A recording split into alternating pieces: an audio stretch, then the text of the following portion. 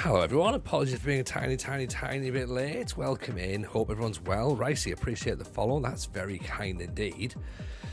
Thank you everyone who's been sat waiting patiently for us to come on. Obviously it's Wednesday evening, which means we're going to be back doing a little bit of the old Oxford, the old British Steel Challenge. And to be honest, the decision to stay looks like it might have been a decent one. Now, as you can see, we're currently sat top. Let me bear with me 2 seconds. I need a little bit of a cough. Apologies for that. Tiny little cough there, but there we go. All done. So, as you can see, we are currently sat top of the Vanarama National League. Welcome in, everyone, by the way. Llama's in, Danny Emu's in, Smoker's in as well. Wilco, Keeney, Moisey, Shiglo, and, of course, everyone else who's just sort of like chilling in the background. Welcome in to every single one of you. Hope you're good. Look at this. Look. 100% record so far. 100%. 4 wins out of 4. And playing some pretty good stuff. Not just pretty good stuff, we're grinding out results as well. There was some excellent performances. A 3-0 win against Darlington, 10-man Darlington it should be said. Goal for Rogie. Rogie actually created the own goal here as well. Zach Johnson as well getting the third. 2-1 win against Boston. This was a huge match, by the way. We actually had a, look at that, 86-minute penalty and a 94th minute winner. Basically, right, we were outplayed. Well, not outplayed, we were FM'd a little bit. We were running the show, okay? They take the lead, obviously, and then we get a penalty, 86 minutes. Look at all that white there. The white, that's obviously us in terms of domination, yeah? So, let me know if that game sound is quite loud. And watch this, by the way, for a counter-attack here. This pass from Frankie Marmalade. Rogie, what a finish. What an absolute finish. Wonderful strike. That made it 2-1. That got us a win. 2-0 win over Fylde, which was fantastic. Then this one, 1-0 win over Oldham. Rogie again popping up with another goal. Fantastic. Precious T, welcome in. Keeney, you're right. Those 3 Oxford kits are class. Look at that. In off the underside of the bar from Rogie. Now, this is an interesting thing, though, because Rogie is actually back on loan now because he signed a deal to move to Hearts. Now, I've spoken to Rogie about this personally, and he's a bit displeased that he's gone to Hearts. But at the same time, it was one of those ones where he was going to kick off in-game if we didn't give him the move. £475,000, which, bear in mind, we're in the Vanarama National League, right? That's a lot of money. Plus, we've got a 50%, sell-on fee as well. So the club will make money off Rogie in the future. And, of course, we've managed to get them back on loan for the entire season for free. So fantastic. Hopefully we can benefit from Rogie being here with us for another year. Unfortunately, we also lost Zach Johnson. So that's our top centre-half out. He's gone to St Johnstone in Scotland as well. So we're now going to have to look for another centre-half. But we're trying to bring in another defender and a striker. And you may have just seen a little name that's flashed up on there, if we can show you him again. Bright Zenk at Sunderland. We're trying to bring him in. However, we are being rivaled by the MK Dons, so I think we might lose out on Zenk, which is a bit of a shame. So we're currently now looking for a new centre-half because Sam Long's playing at centre-half, which isn't ideal really, to be honest. And we're looking for potentially a striker because Kadamari is great, but I think we need a better striker, a more consistent striker for this division. So still a little bit of scouting to do, still some players to try and sign. Of course, we have now got this ridiculous transfer budget here, 796 grand, plus £10,000 left in the wage budget. So we've got some money. Like, we can dick swing this a little bit, right? And we can try and sort of be like, right, this is who we want, let's go and get them. So that's a bit of an interesting position to be in, really. You know? And because of that, it kind of makes us we now kind of have to think slightly differently, because we weren't really sure, we weren't really looking to try and buy players. We were looking to loan players in, whereas now we're in a position where we could theoretically just drop a bunch of cash on a team and go, right, there you go, let's have this player. So, as I said, decisions are going to have to be made now, and it's going to be slightly, it's going to be a little bit more considered, I think, as to what we do, you know. So we are still looking for younger players, obviously, but also just players who are just better than what we've got. I mean, this guy's not too bad, to be honest. 12 for acceleration, jumping reach of 14, heading at 13, but it's only a 2.5 star player though, so I don't know. Fieldson's a good player, actually. Fieldson is an option. In fact, I think he plays for Notts County now. He's about 24, 25. Yeah, we looked at him before, 600 grand. We could probably just about stretch to that. I mean, he's playing well in League 2, so I don't think they're going to be overly keen on selling him, but we can certainly make an inquiry, ask about him, see what the crack is. The other option is we just do another loan. You know what I mean? We just go for another loan player and try and bring someone in from the Premier League or something, or the Championship. I mean, I'm open to suggestions, to be honest, to see what's what and what people think. But we'll just have to see. Like, you know, it's going to be one of those. We're in a good spot, and yeah, I think we just now need to try and make that decision. But ultimately, the main thing is we have got this situation now where we have kicked on 4 wins out of 4. That's huge for us. Alfie Gilchrist, former Chelsea player, actually. Oh, hello, Rich Owens. Welcome. That's right. Yes, I am now a TikTok sensation. Should have said that from the start, actually. By the way, hello, welcome in. Welcome from TikTok, everyone. Yeah, I figured it was one of those. I spoke to Lama about it, right? I spoke to Lama about this a while ago, and he was like, "You need to be doing this sort of stuff." So I've ummed and ahed, and eventually I've sort of pulled the trigger, I should say, and and went, right, let's get it done, let's get it locked out. So yeah, we posted a couple of things on there, so we're going to try and get some snippets from the stream, pop them on there and see what happens, you know. So, are you looking for a young centre-half with sell-on potential, or an old experienced guy that can help with promotion and consolidation in the next division? That's a really good question, actually, because I suppose in one sense the answer is a bit of both. Experience will help us get there. Alfie Gilchrist, for example, they're already saying is a first teamer, could potentially be as good as League 1 level, fairly susceptible to injuries, could be a bit of a concern. I mean, that's quite a run, isn't it? They're all short though, so that's not too shabby, but Gilchrist could be a decent one. Plays right back and centre back, so maybe an option. I mean, for me, I just need someone who's consistent, really. I think sell-on potential doesn't really matter too much, because we're probably not planning to be here for a long time, he says.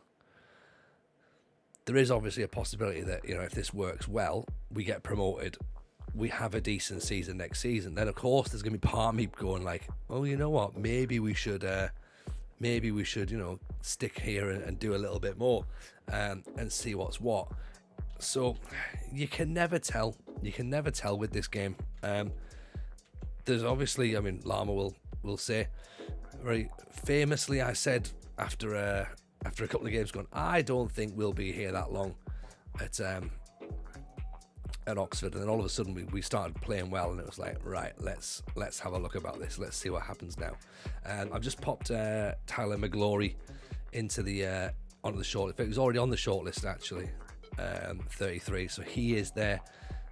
Zane Silcott Dewberry plays everywhere by the looks of it, so he's an option as a player just to bring in just for backup purposes, really. Acceleration 15, dribbling 12, passing 12. I mean, he's a wing back maybe, I don't know.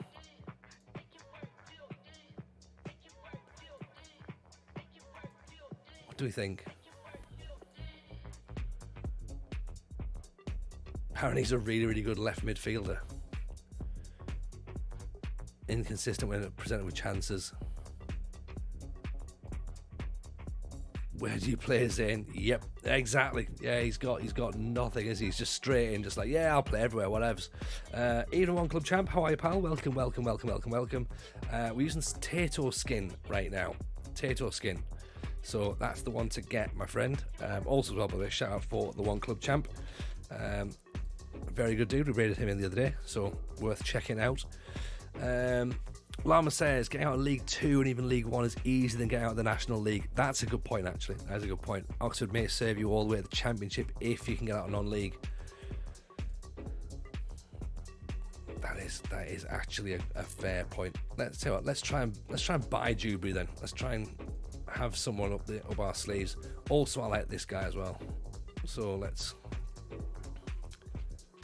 see what we can do. In terms of might as well just try and buy players, you know what I mean? Like, why not? We've got the cash. Just throw that money around. We enjoyed that when we were at Linfield, didn't we? Just like, you know, being Billy Big Bollocks and that. So do it while we can. But Lama's right though. Like once you he's joined Cheltenham, so we've missed out on him. Great. And Jubilee's gone and Zenk's gone. Excellent. We've lost 3 players within the space of seconds. 600 grand for Fieldson. That's a lot of money in it. That's a lot of money. I don't know about that. How about 3? Glossy Jr. want to pop in and say hi. Hope the stream goes well. Taking the night to spend with the girlfriend. No, I appreciate that, Glossy. Welcome in.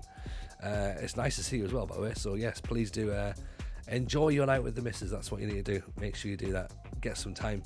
Also as well, we said we're trying to sort of like look for things that we needed to hopefully avoid. And it was injury crises, and you know, injuries, for example, to Blakey was a bit of a concern. So hopefully he'll be back in a few weeks and start getting better. Just having a quick little look at the players that have been recommended, see if there's anyone in there that is instantly going, yeah, we need that guy.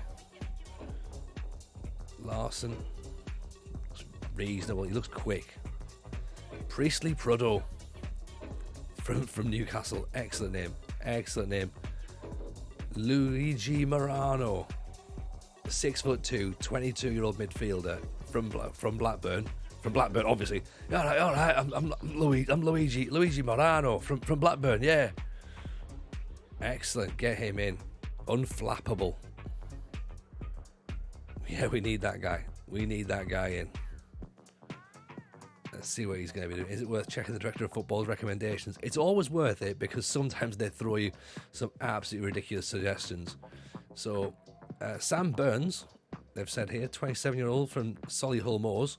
So Solihull Moors are one position behind us, to be honest. So he scored 3 in 3, so we could maybe weaken a rival. He is 27, so that doesn't quite fit the profile of what the club are after, but 17 goals last season is definitely worth looking at. Ben Nolan, 17, from Cambrian and Clydach. Acceleration and finishing, I mean, based on that alone, he could be incredible. 16 goals in 30 last year. Won it by Dundee United as well. Maybe we'll see. Mackenzie Kirk, we know about from Darlow. He scored 26 last season. Again, maybe another option, but I'm not sure that finishing's as good as we're expecting it to be. And then good jumping reach though, so maybe he offers something a little bit different up top. Let's find out what they're saying. And we need to have a look at the centre back as well, don't we? Lama, guilty of not doing this myself, but is it worth taking a second tactic and chase the game? It can be a tactic you switch to in the second half of the season. Yes, that's a really good idea, Lama. A really, really good idea indeed. And one that I'm also not known for. Was that planning ahead? Jameson, that doesn't seem like the sort of thing that you'd be... You'd do a lot. No, you're right. It's definitely not what I would do. what I'd normally do is I'd normally just hope for the best. That's what it'd be. Mungo Bridge, I guess we could go and buy. 7.4 last season. Again, he's 28, so he's a bit older. But I mean, look at that. Third in the league this season for possession won. Second for his average ratings. Fifth for passes completed. Sixth for passes completed per 90. Still only apparently the third best player at the club. Doesn't enjoy big matches is a concern. Tony forward planning Jameson. I am not known for that. Yeah. 23-year-old Dan Carey Evans from Cambridge. Is Mackenzie Kirk the one that came through Hearts? Need to have a look at that actually. Yeah, Mungo Bridge is a former Villa player. He's a Villa lad. Lewis Brown, Spanish defender at Telford. Let's have a look at Mackenzie Kirk, shall we? Obviously, we're trying not to just kind of like buy the same players. Yeah, it is Hearts. Yeah. Try not to buy the players that we've had in previous saves as well. So not going for the likes of Kirk, the defender. You know, Thomas Scullion. Don't know anything about him. Robson Brown might be all right. And Colchester, possibly. Issue as well is that we don't want to have too many loan players come in, or too many players coming in, because we did that at Portadown, remember? It didn't go well. They're very highly rated in real life. Okay, well we've got the scouts on him, so we'll see what the scouts say. If they come back that he's worth a look, then let's bring him through if we can, you know. Let's put Alfie Gilchrist in now just in case, because we might as well lock him down while we can. For $1,000, he's not going to cost us much, is he, to be honest? Okay, so in terms of a tactic then, so what would we be looking at? So we copy this, don't we? We copy that into there. We can just clear that. So is this going to have all of our set piece and corners still the same? Yes, they are. Good.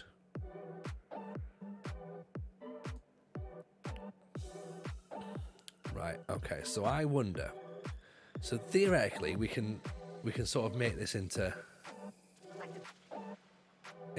sort of two different styles, really. Okay, so what we're looking at is this essentially becomes like that. Okay, so we can turn that into a 4-3 into 4-2-3-1 if needs be. Okay, or we can pull that down and make that as a 4-5-1 for when we need to be locking games out. Yeah. This is the masterclass right here, is it, Llama? Okay, right. So that I think goes to cautious. So okay, right. Let's go back to the top. Okay, so this is our main tactic first of all. Okay, the plan being we keep the ball on the floor, we play the ball out of defence, we have a pretty slow tempo, but we can knock it up if we need to. We press. We've got a high line which will drop off more, because obviously we want to kind of be forcing, because we're expected to win games. That's our main number one out the box tactic. We used it a lot last season. It was quite successful. This is what we've used at the start of the season, and it has been successful as well. Duffy is now in as the shadow striker, so he's going to start pulling us some space in and around here, which allows for Katamari theoretically to get himself some space to score some goals. Hasn't quite worked yet. He hasn't scored any, but it's only 4 games in. Rogi gets up top, makes a load of runs in. Mordner cuts inside as the inverted winger, which we're obviously looking forward to seeing a bit more of. It's worked well last season. We'll get there as we play a bit more. Bowen in midfield and Avalante in the middle. Fullback gets up and over. He's on the attack duty, and then the rest of them just sit and hold their shape. That's how we start, okay? That's how we start. Then, if we're chasing the game, this option comes out, okay? This option comes out. We can push up, okay? So we want to turn that into an attacking formation, into an attacking mentality, at this point, yeah? Hey, Rich, if you've not seen this week's FM show, Football Manager show that came out today, there is actually a tactics breakdown by Tony Jameson. So keep your eyes peeled for that, folks. Have a watch in on it. Tony gives some tactical advice. Might be wrong, might be right. Who knows? What I was saying seemed to make sense, though. Seemed to make sense. So here, what we've got is we've got two. So we go up into a 4-2-3-1. So when we're pushing the game, we can, if we want to, we can move that into a 4-2-4. So again, Duffy would still be there. If we still keep the same personnel, Duffy could again drop in here, but then he's going to clash with this inverted winger. So we don't really want him there. We want him, essentially, we want him here. So that drops in there. Yeah. So those people aren't going to get in each other's way. So he'll come and pick some bits and pieces up here, which allows Katamari to do what he needs to do. Full back on attack becomes wing back on attack, because we want to be kind of getting him up and down, I think. Although he's not actually able to do that, because he's not really a great wing back per se. He's not got the athleticism that I'm going to need. But the thing is, though, we will have someone like Blakey on, right? Blakey, who can get up and down. Yeah, he can cross from deep if needs be. He can be a complete wing back if he needs be. So I'm going to change that there. So that's going to be the sort of the complete wing back, possibly on support.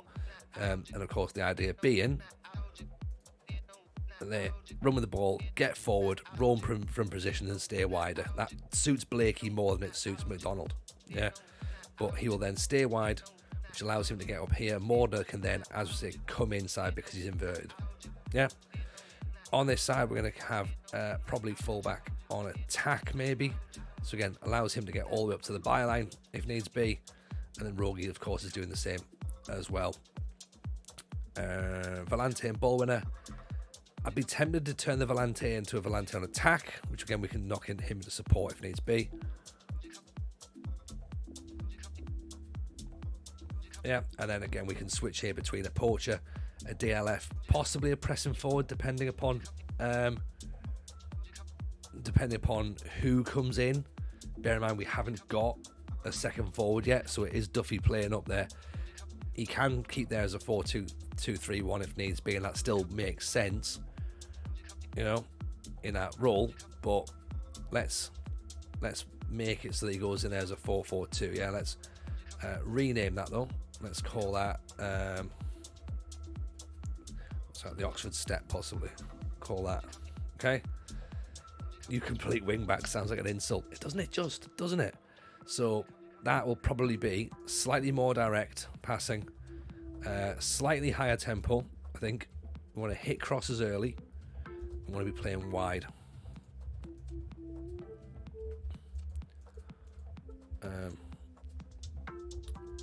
Probably pressing more often as well.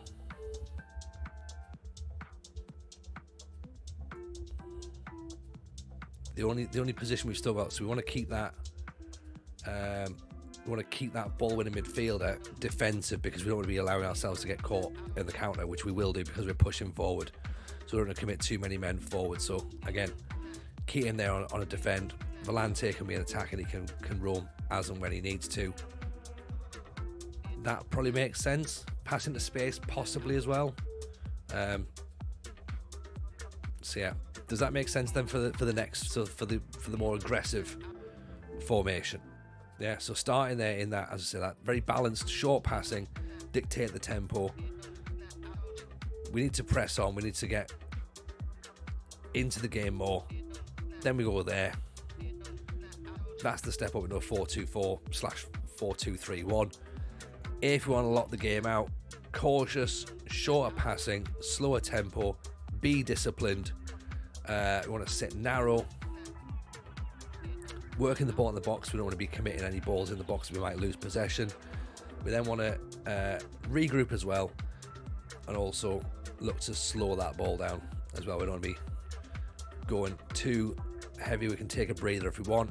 Defensive line can drop a little bit to standard, and then we can drop as well. Then we'll just pull that line of engagement back a little bit. And I think that's probably what we do in that sense. I think we'd maybe turn our wingers into support duties if needs be. Fullback would go into a fullback on defend. We wouldn't really be looking for an inverted winger at this point. We'd probably just make them play as a normal winger on support, and then I'd allow Rogi to do his running, and then that becomes central midfielder. Possibly could possibly change that to a roaming playmaker, maybe. Or maybe just a normal central midfielder might work fine. Maguire can possibly even just turn into a DM at that point, and then you've got essentially just locking it out. 2 DMs here, central midfielder, and then Katamari's a poacher. He could even drop to a deep line forward if needs be, if we really drop that attacking line of engagement all the way down. I'm not envisaging having to use that a lot this season, but it's there. And then let's call that the let's call that a shutout. Okay, does that make sense? That seems like it should make sense. If there's anything on there you think that would need tweaking, then let me know. But I think, in theory, that should work. There's that key word, right? Theory. Now, if anyone can write that down, because I didn't know what I said, I'm sure it was all perfect. I should point out at this point, our next 2 games are against 5th in the league and 2nd in the league. So, good job we started learning all those extra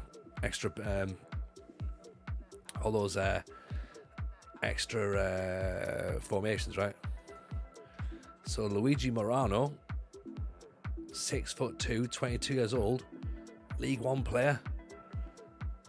Up there with Harvey Mordner, almost as good as Rogi. Can be labelled a bit of a mercenary. Oof. I mean, interesting. Few knocks, nothing major. He's quite versatile though, so that could play into our advantage. Good passing, determined, quick, decent long shots, decent technique. His work rate isn't the best, his teamwork's not the best, his off the ball isn't brilliant. So, I mean, he is 22, so he might still develop a little bit. Not much though, I must admit. Moves the ball to his right before attempting a dribble. I don't know. They're saying he could potentially be as good as a League One player, so maybe he's worth looking at. I'm not sure. Raspberry, we can't get on loan, can we? Oh, here we go. Now let's not forget this whole issue with the whole advanced forward thing. 8 months. That's all we've got for Renford Raspberry. 8 months. Unless we just buy him. Ignore the whole loans. Get him bought. He's gone to walking. Bunch of walking bastards.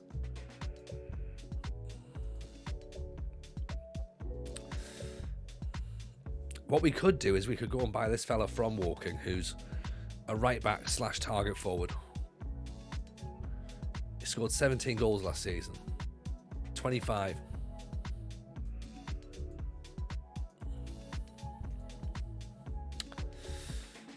PC plays live. Hello, what tactical pressing style would you suggest for a newly promoted Vanarama South team? We've literally just done that. We've been sat here for a couple of minutes, going back through that. We basically have gone for. I always say go for a 4-4-2 when you're first starting out into any division. Get yourself locked on that first of all. If you've just been promoted from the Vanarama South, we're in the Vanarama National right now. I would suggest, if you're a club who looks like they're going to be able to dominate games, you can go positive. You can pass the ball a little bit more. You can press higher, and you can press the opposition. We play a 4. It's a 4-4-1-1 really. We play control possession because we've got people who are good on the ball. We work the ball at the box. We play short passing. We have a slower tempo because we want to kind of make sure we dictate the play. We can knock that up if we need to and work the ball around teams and then pass into space and be a bit more expressive. We play a high line. We drop off as well if needs be.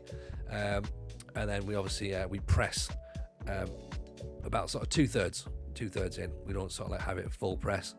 And yeah, that's kind of our style, to be honest.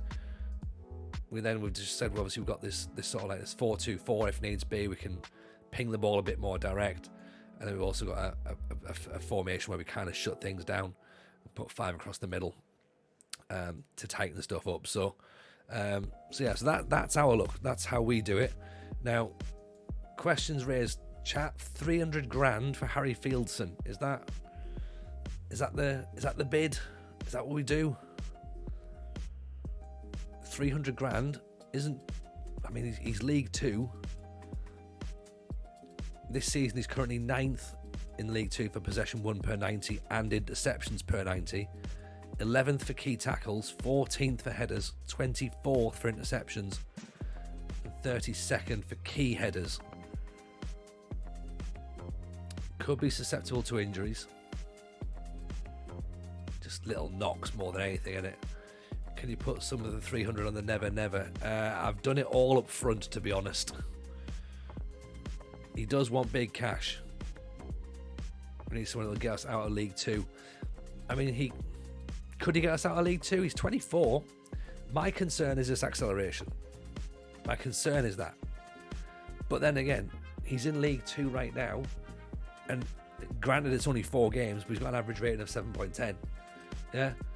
Last season, he was in League 2. He got an average rating of 6.96.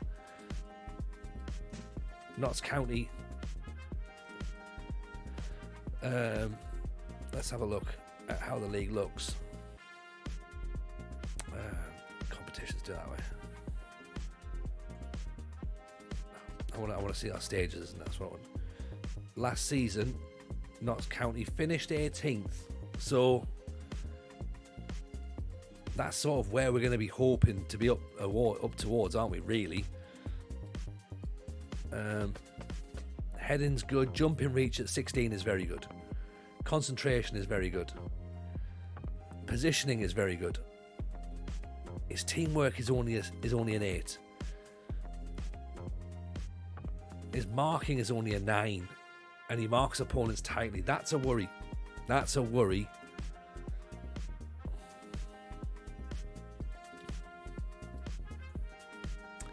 Poor technique. Fairly slow. Doesn't enjoy big matches.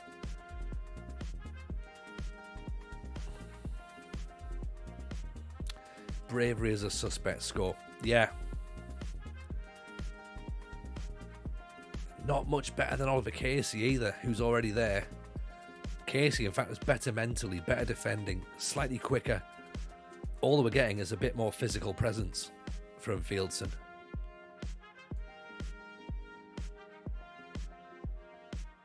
Technique-wise, slightly better. But mentals, which, you know, mentals can make a better player, is half the budget. Yeah, that's the thing. Mona Rhett in with the prime. Appreciate you. Very kind indeed. But you know what? Let's do that. Let's walk away. 300 grand. That's a lot of money. It's a lot of money. For 300 grand, you want someone better than the best centre half of the club. Exactly. Are we still looking for a striker? Yes, we are, Mona Rhett. We're always looking for a striker. Have you got us a recommendation? Oscar Thorne, 120 grand. What do we think? Because this is signing 2 players now.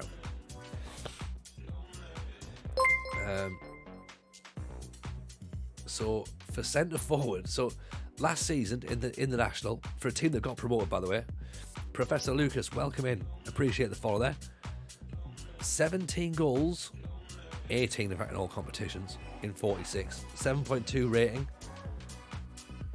14 goals the year before.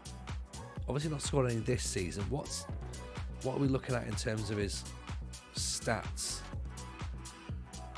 He's won all 11 tackles he's been part of. He's not lost a tackle yet. He's intercepted 29 times in 4 games. Wow. Oh, and the Carabao Cup and the Papa John's as well. He's not scored yet this season. He's played more as a defender, I'm presuming, right now. A defender striker started Norwich. Is it the new Chris Sutton? I think it probably is. Couple of knocks, nothing major.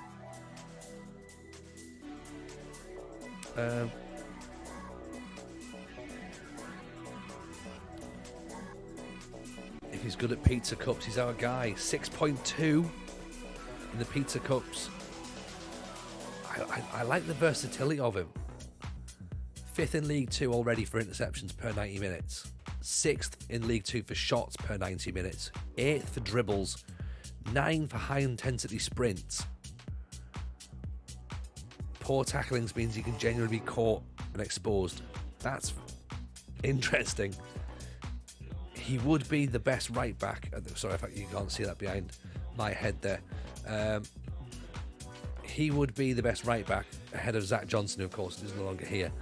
Better than Sam Long, who is still here, and better than Harvey Lintott, who we brought in.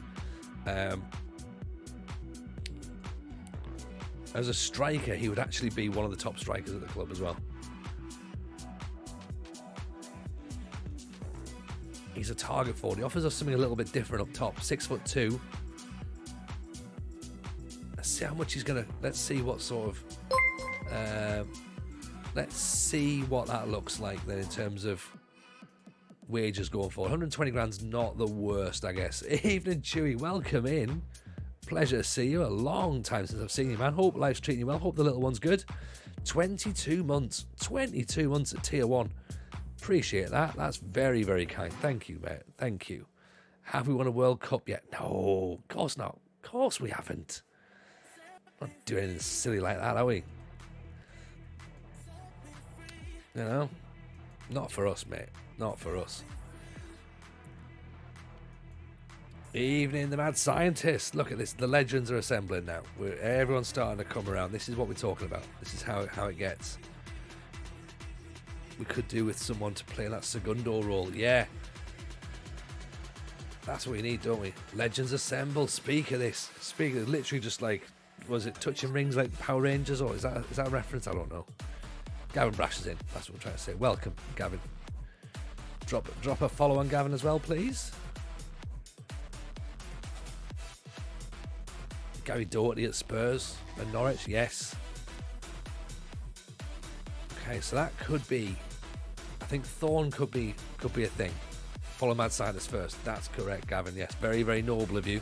But also do follow Gavin as well, because Gavin is also good.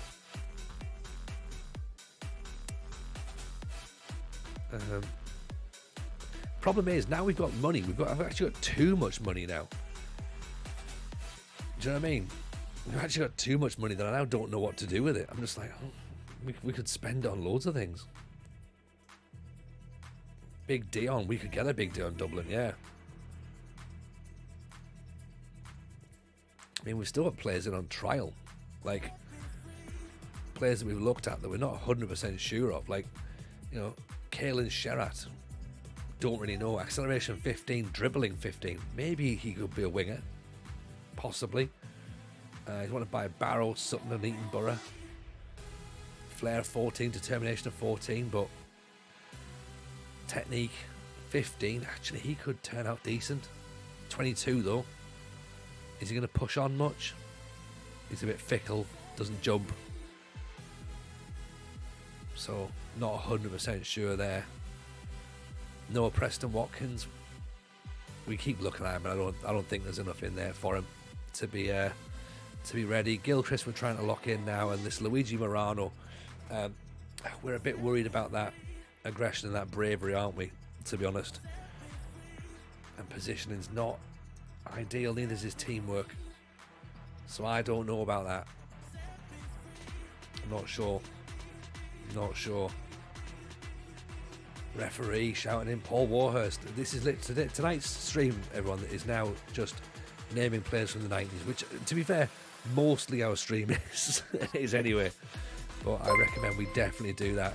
Chewy gifting out, appreciate that. Chewy, that's very, very kind indeed. Keeney gets the gift, and of course Chewy's little one, as we just heard there, 14 months old now. 14 months, mate. That's incredible. That's incredible. Hope the little one's doing well, by the way. Hope all the family are good. Hope you're getting some sleep now as well. Now what's going to happen is, though, we're going to come in and you're going to see we're unbeaten at this point, Chewy, right? So I don't want to jinx it here. Like, if it goes wrong, there's a finger that's going to go straight out, but hopefully not. I feel I'd give it at least one while I was off. I think your Twitch has managed to look after you, so you're all right with that, buddy. But this is, so anyone who's brand new to the save, by the way, not entirely sure what's happening. This is the British Steel Challenge. So the plan is we're attempting to win every single trophy in England, Scotland, Wales, and Northern Ireland. It's a big one. It's a big one. This one. That's what she said. It is. Yes, Ditch. Appreciate it. I can already feel myself drying up the smidge.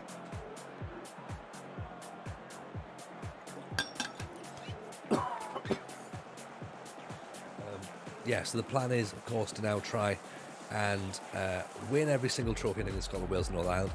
It's tricky. We had 6 seasons in Northern Ireland. We won 5 trophies, which on the face of it that sounds all right, doesn't it? 5 trophies in 6 seasons. Most of the time, I'd take that. Obviously, we're now in England. Vanarama National. We missed out on the title last season. We finished second on the last day of the season. We lost the playoff final. So we almost had a trophy last year. This year, we've started the league with a bang. That's only 4 games in.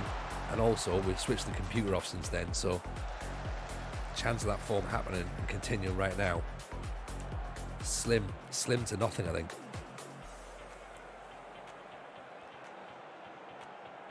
But we shall see. Duffy trying to play in Cadamarteri, who I'm not 100% sure if the poacher role for Cadamarteri works as well this season. Maybe we need to have like a pressing forward for him possibly, but he's not.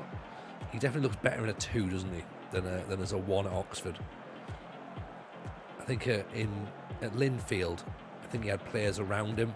The wingers were getting up a bit higher, so he had a bit more support. Duffy was there making better runs, so he wasn't as isolated as he probably is now, to be honest.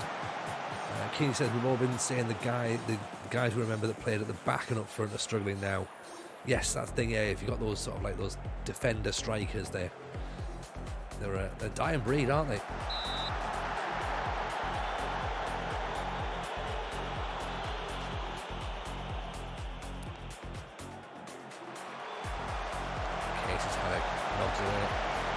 Even Chazzy D, welcome in. Pleasure to see you. Hope you're good. Mordner deflects up. Don't quite get under it, unfortunately. The Solihull Moors have gone top. We play them next. So, another big game. Bear in mind, we have just ground out some results in our previous matches. Really ground out the 2 away results. Because this time last year we lost. Magpie Tristan gifting out as well. The closing gets one. Appreciate you, Tristan. Very kind indeed. And Chewy out to the mad scientist. Oh, look at this. Hype train, love train. That's what it is. It's a train full of love and gifts. It's like Santa's train out here. Appreciate you all for the support. Very kind.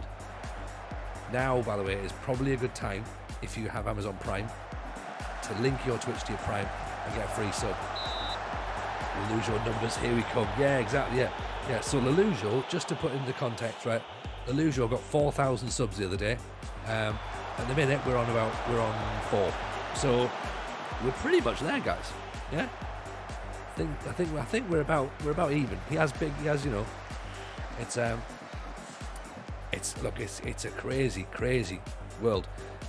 Someone jumped into the United City stream the other day as well. I think they were doing a thing during the day. They're just jumping into loads of places. I think they busted out like 50 gifted subs in Kev's chat, and he was just like, "What the hell? Like, it makes no sense." Benji raided today. Oh, what into your stream, Gav? Oh, no, it was into Kev's, wasn't it? Yeah. Yeah, no, Ben and the thing is, though, Ben and Lujo are good for that. Like Kev raids into it quite a bit, because obviously we're still on when he finishes, so we have a nice sort of time where we're sort of like, actually, yeah, there's a space for him to raid in if needs be. Work the Space used to raid in quite a bit as well when he was streaming in the evenings. So like those guys are always they're gonna do their bit, of course they are. Because they're good people like that,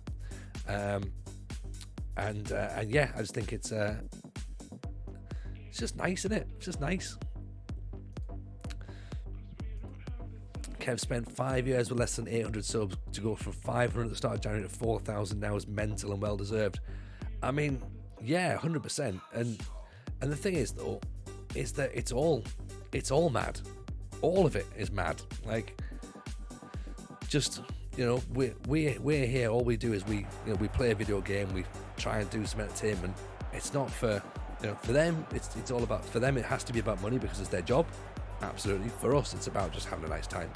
You know, anything that comes is a bonus. But yeah, for them, it's a job for them. Right? But it just shows how you can grow, isn't it? You know, if you make stuff that people want to watch, then the support comes with it. But I always say, you know, do the Twitch Prime, because then it doesn't cost you. You've already paid for it.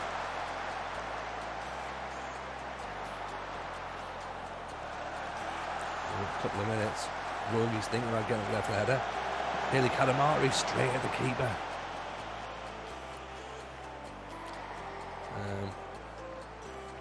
So we've gone 4-2-3-1. We have pushed up a little bit in that secondary tactic. Kadamari gives the ball away. Maybe we turn it into a 4-2-4 though. Maybe we push Duffy up as well.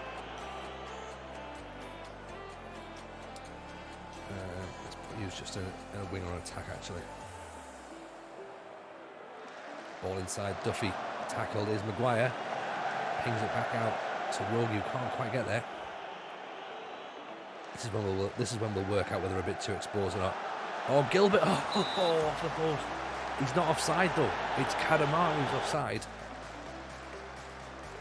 Kadamari's offside, Gilbert wasn't, I don't think. In behind. Okay, this is where the long ball comes over the top. McDonald nods it back down. Have we got enough? Beach collects it. Rolls out to Long. Lintop. Up over the top. Kadamari nods it through for Duffy. Oh! There we go. Now, did somebody say a tactical masterclass incoming by any chance? Did they? Who was here for that? Who was here? Hands up if you were here. I know we've still got 4 minutes to try and see this game out. And don't get me wrong, there is definitely part of me going, have we got enough time to see this out? Maybe, maybe not.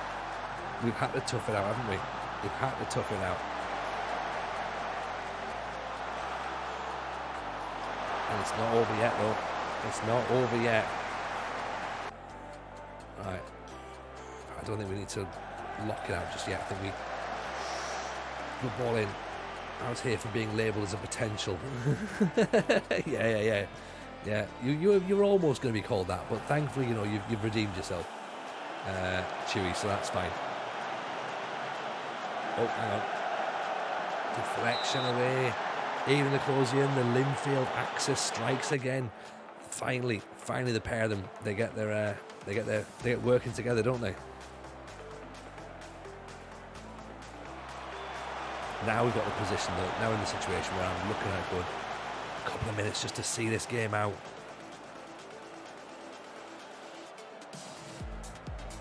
Balls over the top. Keeper comes for it, collects it. That's what you want. Toughed it out. We've got the points, Monaret. We've got the points that we desperately needed. It's been one of those, isn't it? There's a bit of steel in this team now, which we like. Remember Lama? Remember when I said I wasn't fussed about being here? and I was happy to leave. Look at that. Look at that for being on top. Yeah, that'll do. That will absolutely do. Evening, Lewis, by the way. Welcome in. Welcome in. We're very well. Everyone's very good. All just like chilling, getting on normal. Kids are fine. Mr. J's fine. 3 beautiful, delicious points. And Oscar Torn looks like he's about to sign as well. I feel we're about 2 streams away from an Oxford tattoo at this point. I mean, this has all come off the back of TikTok Llama, to be honest, you know. Here we are thinking, oh, you know, what should we do? Shall we play well? Yeah, might as well. Let's get this TikToking happening. We're about to go and drop 125 big ones on Oscar Torn as well. So, look at that. B-. Oof. So we've either got ourselves a fullback or a target forward. Either or. In he comes. He's about to make a big impression on the Oxford team, I think. Nicky Easton Collins says that the goal was undeserved. Shut up, mate. What are you on about? Gibbs Gaming asks how are Oxford in the National League? They got relegated. Gibbs, that's what happened there. I don't know how they got to where they got to, but it happened. It happened before I turned up. So it's not my doing, but they are definitely in the National League, and we are trying our best to get them out of the National League, but it's a bit tricky. We're trying our best though. Appreciate the follow as well, by the way. That's very, very kind indeed. Westendorf, we've looked at. He's a handy little player as well, I think. So we keep our eyes still on him.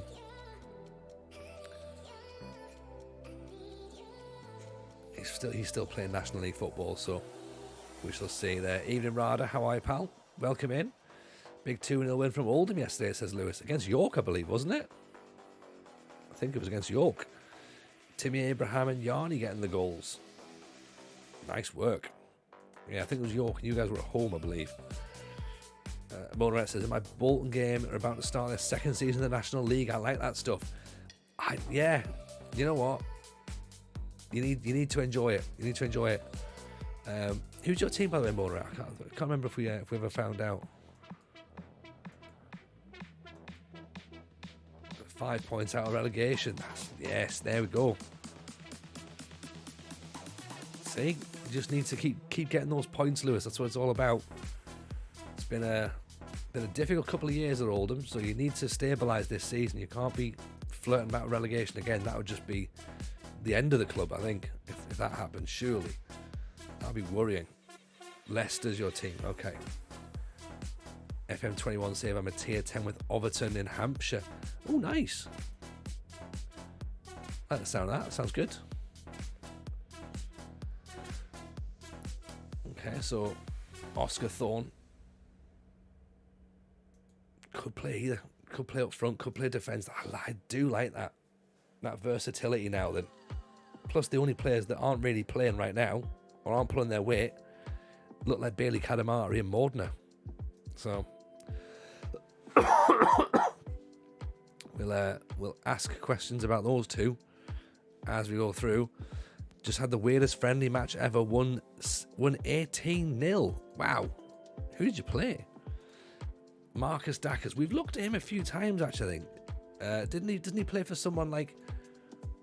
He plays for nobody now. I was about to say, doesn't he play for Blackburn? But it's not. It's Salford.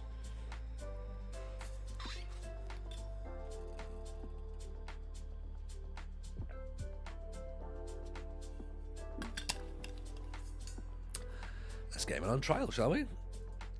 Come on then, Marcus. What can you do? At 26, he could be handy actually. Especially as a free. Timmy Abraham. That's Tammy. That's the other Abraham. I think the Bradley Dack. Yes, yeah, I am. Yeah. That's the one. Yeah. So Timmy's not in. Timmy's not in anymore, unfortunately. Oscar Thong got 33 goals in a season for you at Portadown. You got him at Portadown. Wow. I mean, he's definitely got the ability, hasn't he? Dackers, they're not sure, but they might be wrong. They might be wrong. Seamus McGintley. I'm sure I looked at him before. I'm sure he wasn't fussed about it. I think he turned us down. Former Borough player. Gilchrist's in. So there you go. So there's two players this week. McGinley will come now.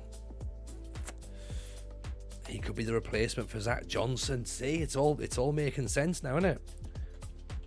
Connor Carty. No, I think he's retired in the game as well.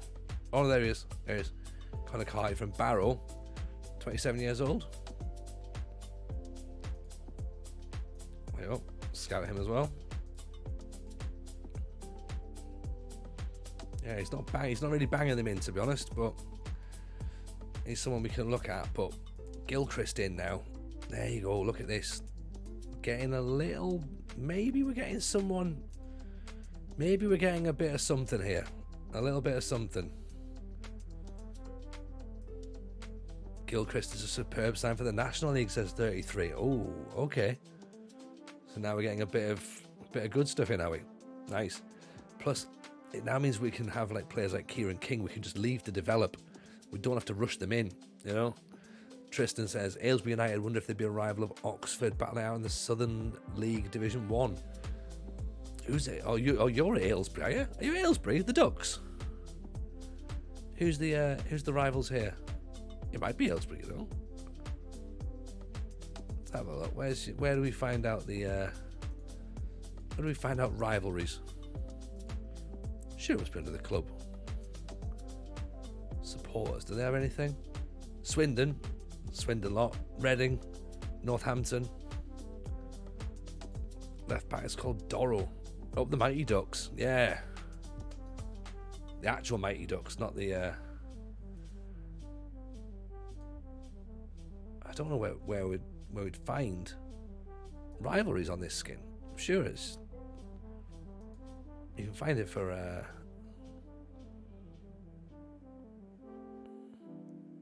You can find it on other clubs, possibly. Find out where cups are. Is that where it is? Oh, of course it is. Sorry, my mistake. Yes. So the A420 derby is against Swindon. Swindon, yeah, it's just Swindon, Reading, and Northampton, unfortunately. So, yeah, we're obviously not bothered about Aylesbury. So, soz Tristan. You might think it's a big thing. One club champ might think it's a big thing. We're not bothered, to be honest. We're not really that fussed. McGinley, good championship level player.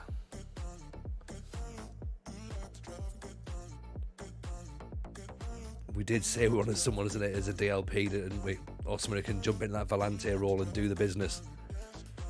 I guess maybe it's McGinley. Couple of knocks, nothing major. Injury prone, yeah, I suppose, but not huge. I mean, what? 5 months gap between having a thigh injury and some knee injuries, 3 months between a calf injury, 8 months gap there, 3 months gap there, 2 months gap, 1 month.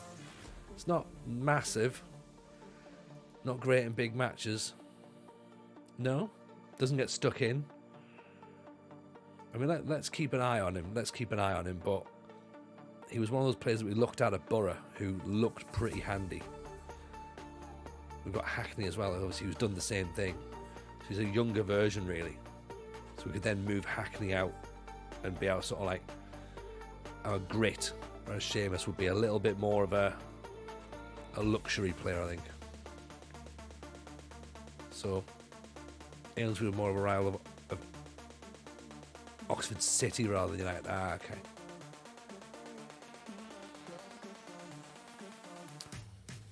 Look up Dorrow. Let's see, shall we?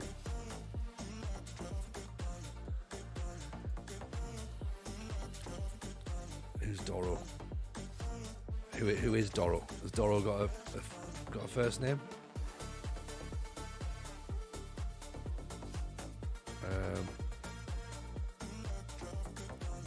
Yeah, let's get some more water in there while we work out who Doro is.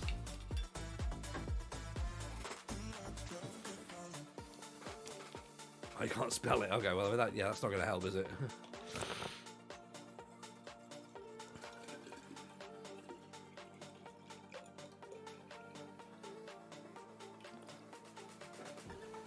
Right.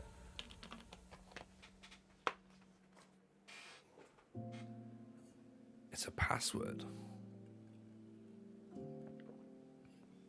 What, as in, like, it's just a difficult spelling? Yeah. I mean, to be fair, right.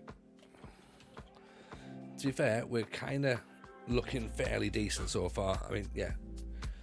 Couto plays in Portugal, so we're not going to be.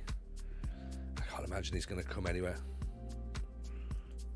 Having left Oldham, he's on the shortlist though, so you must have recommended him previously, I think. To be honest, is it a player from Oldham that you're talking about? This Doro guy, yeah. Evening, Dan. How are you, pal? Welcome. Because that guy there, yeah, already retired. Can't click on him, sadly. So there we go. So Solihull Moors next, they're top of the league, and then 22nd placed Gateshead. I'm all good, thanks, Dan. All good indeed. Very happy. Hope everyone else, by the way, in the chat is having a lovely time. Hope they're enjoying who we've been signing. This looks like, don't say it too loud, it looks like we're building a half decent squad here. Is Daniel Kelly still kicking about? Starts at Celtic. He's still at Celtic. We don't know much about him, but let's have a little nosy, shall we? Mackenzie Kirk, they're saying, is definitely worth a look at. Terrific, in fact, they're saying. 25, 6 foot tall, jumping reach of 14, finishing at 13, off the ball 11, wanted by Livingston, got a hatful of goals last season, hasn't scored yet in the league. I tried alcohol-free strawberry lime Copperberg and I might be a convert. Ooh, okay. Is that a thing, is it? Nice. As I say, Dan, the alcohol-free Guinnesses, I'm all over that. That's great. Strawberry lime Copperberg, yeah, that's all right. Is Peter Clark still the manager? Well, at Oldham, I presume he's left. I mean, we're way into the future. Yeah, you got a manager called Wayne Brown now. So Michael Indweni. He is at Dundee United now. 25 years old, 6'2".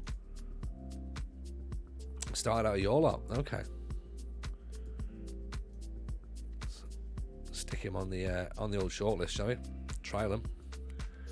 Better have Guinness at this comedy night about on Saturday. Oh, I'd imagine. Well, you're in Glasgow, so they might have them. They might have a Guinness. If not, it's probably Vest, isn't it? You probably have Vest. So certainly not to be sniffed at. I was a big fan of Vest. Come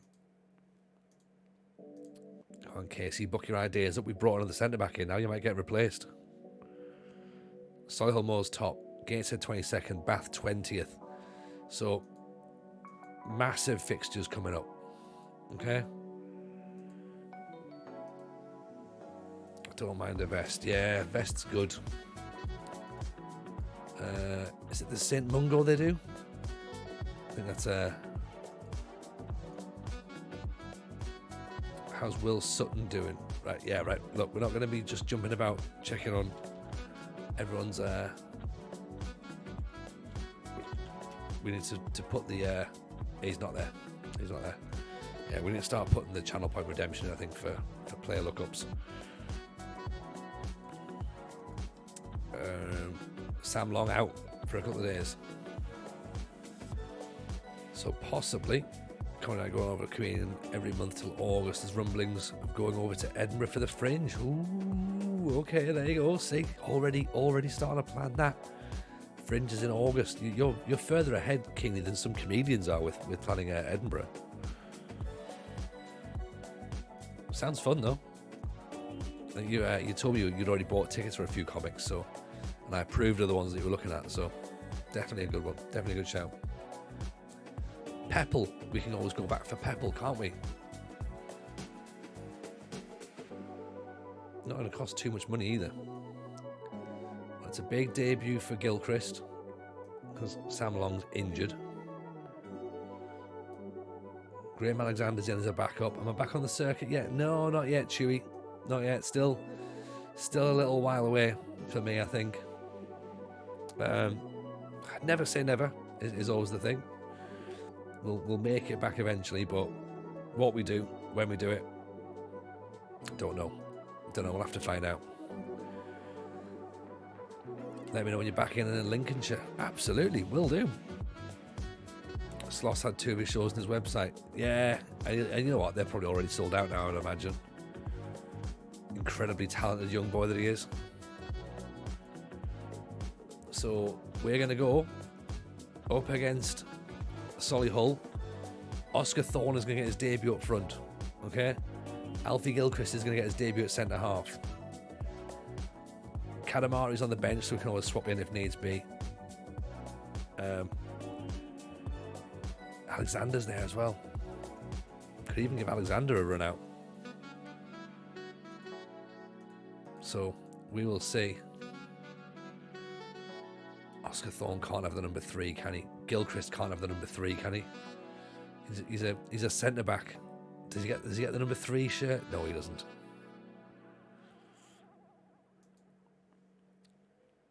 Didn't see Gilchrist. Where was he from? So Gilchrist is technically from Chelsea, but he'd been at Fleetwood for a couple of seasons. So we've just literally gone and bought him in on a free.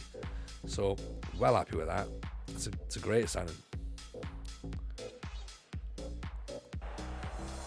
So yeah, we've kind of managed to pick up a couple of very, very exciting players. And Oscar Thorne's come in from Woking, who's their right back / centre forward. He scored something like 17 goals last season, so we're going to put him up front now. So Kadamari's going to sit it out. So it's interesting we're going to change from a poacher to a target forward. Both of us though, we're sat there 15 points each. It's a huge match. We're going to take this league apart. I hope so. The plan is to have a proper assault on it. It wasn't embarrassing last season, because of course we weren't expected to go up last season, but it was a shame to get as close as we did and then to lose the playoff final. You know, we can't be in a situation where we're not at least there. You know, at least sort of up there or thereabouts again. Play this on comprehensive. I think, well, we normally play on extended, don't we? So we need to show enough. This is a big game, you're right. But we're gonna have plenty more big games, I think. Mordner, Thorne. Oh, he scored after a minute. he's already played a minute of football for Oxford. He's already scored. Excellent. What a debut.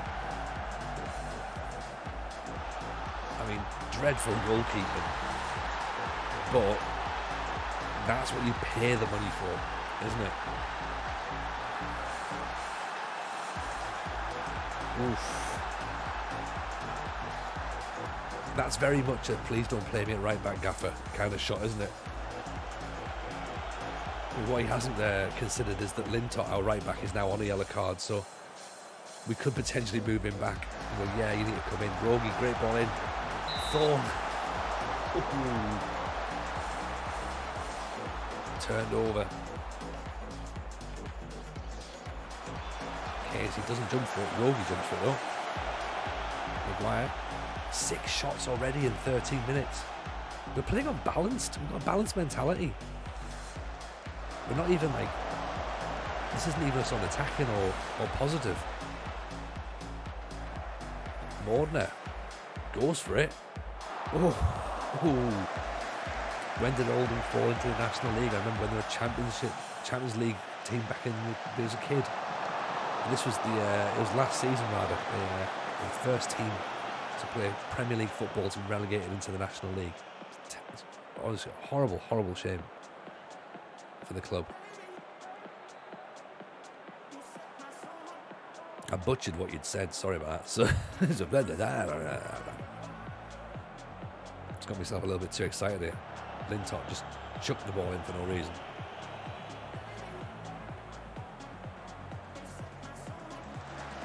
Oh, Mordner gets his foot in. Hackney up over the top. Rogi's onto it. Is that Corey Blackett-Taylor? I think it is, isn't it? Great tackle, Hackney. Thorne off the crossbar. I mean, there is part of me thinking we can sort of like just take the pressing off and sit back now and let them come at us, or try and break us down. But I don't really want to invite that pressure, you know. Let us have like a couple of goals head start, then we can start to sit back.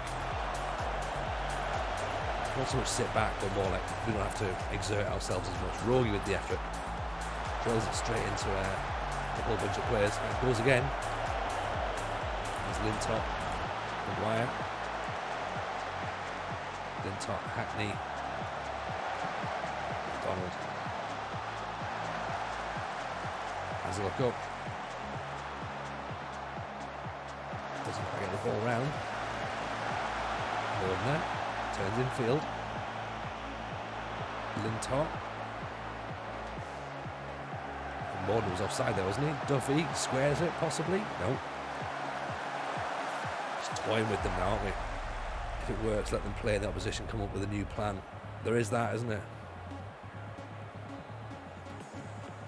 This may be a future save, says Rada. Or British Steel, or Oxford. Or Oldham, in fact. Oldham's probably the save. It's the one I recommended at the start of the game cycle. I said for people they should have a look at it. I'll tell you what, let's have a quick look. Lintott is on a booking. We don't have another centre half. That could be a concern. Frankie Marmalade, I don't think. Could Gilchrist move out to right back? Well, I tell you what, we know what can happen, right? Let's not beat around the bush here, okay? Let's do what we need to do, okay? Actually, let's put Alexander on. Let's tell him that everything's going to be fine.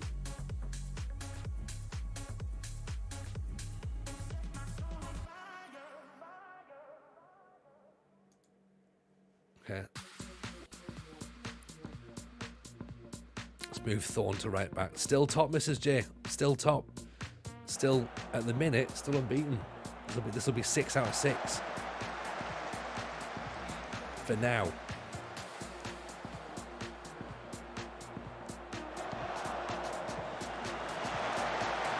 Oh, Postgate, of course. Thing is, oh, hang on, no.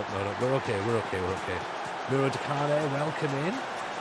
Oxford going strength to strength. Offside by a mile. It's, it's going right. It's going right, thank you. That's potentially turn it back to regrouping rather than pressing. Oh, Casey with the effort there. Yeah, let's just dial that back a smidge. Be a bit more disciplined. We don't quite have to go hell for leather just yet. Yeah, we're enjoying it, Chewy. We're definitely enjoying it. It's been there was moments last year where we were loving it. It was brilliant. There was moments last year where it was a bit like, oh God, can't believe we've had I think we went 4 games without winning, and that was 6 games without winning was our biggest stretch last season. And we've had some moments in this save where it's just been proper Tony Jameson grim. Like you're just watching it going, ugh, why do we do this to ourselves? You know,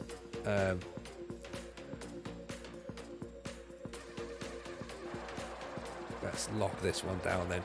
5 across the midfield. Let's see what they can come up with, if they want to come up with anything. Oh, Rio's giving the ball away. Over the top, that's fine. 19 shots from us. Well played, Beach. Just hold that on. That's why we watch for the grind. Always the grind. Always the grind. And another 3 points in the bag. We've just done that against 5th place. We've just done that against the team who were top coming into this match. We sit 100% after 6 games. And it's a goal from our debutant after a minute. 1 minute into his debut, and he's given us a massive 3 points. Now, obviously, we're coming into this where we have to now face a team who are 2nd bottom and a team who are 4th bottom. The way FM's structured is we're going to lose these 2 games, right? We know that. We know that, don't we? But hey, let's enjoy it while it lasts. We've only conceded 1 goal in the league so far. This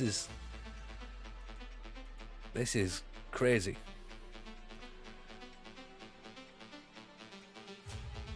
We didn't offer Sherald a deal. He's brave. I think we need to have a think about it. I'm still not 100% sure. Maybe.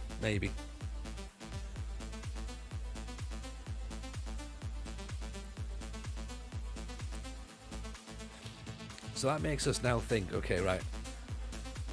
Thorns come straight in, scored. Kadamari's played 5 games so far, not scored.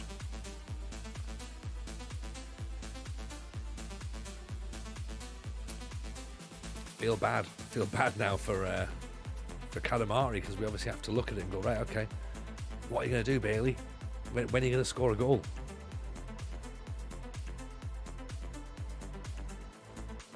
Because he needs to start scoring, and he will. He will start scoring, and there'll be a moment and it'll be fine. Like, I think we worked it out that last season he sort of scored 1 in 2, maybe, which is decent, you know. Obviously, we were sort of like looking at when he was at Linfield and he was scoring like 4 goals every game. It is a long season, so you're right, and he will get goals. He will do stuff. I think now, not expecting him to be the main guy, that's going to help him, because we're not going to be like, you haven't scored. He's going to be like, right, it's fine, like, you know, take a bit of pressure off me, let me do what I need to do, then let's see what happens. And that should help him in theory.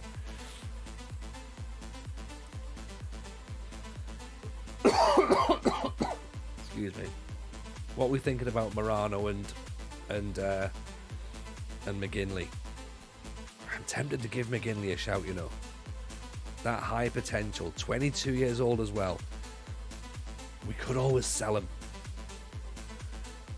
And Morano, he's something a bit different. Long shots at 12, passing at 13. His vision's not great. He could be an option as well.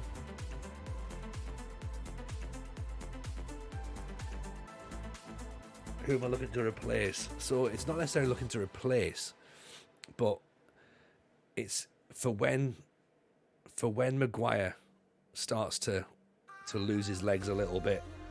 You know, he's 26, he'll be fine. But Hackney, you know, is not necessarily the best player in right now. We could then move.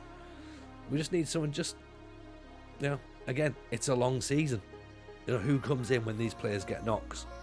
Frankie Marmalade comes in for Hackney. He's not quite good enough. Mr. Lousy Player, the background music, I like it. It's Epidemic music, so you need to get yourself a subscription on Epidemic and get that.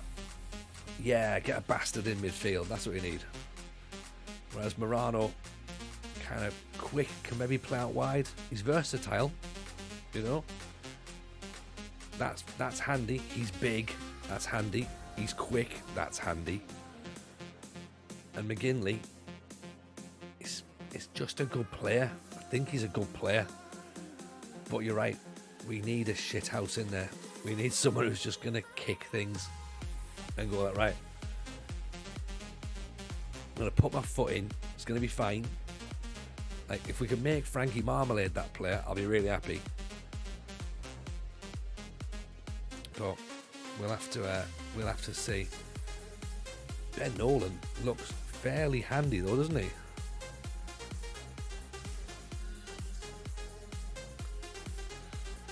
McGinley's teamwork is better for central midfield. Finishing 16, acceleration 13, off the ball 9 to 14. Got a feeling this player could be a little star. Determination's pretty good as well. Technique's decent. 16 goals in the Cymru South last season. Well, 20 if you count the all competitions. And Robson Brown as well. Looking like a very good prospect actually. Looking like a very, very good prospect. 6'2" at 20 years old.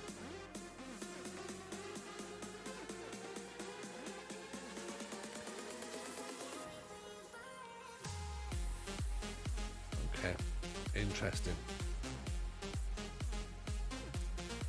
Yeah, all right. There's going to be some options. There's going to be a lot of options. We need a Gattuso in there.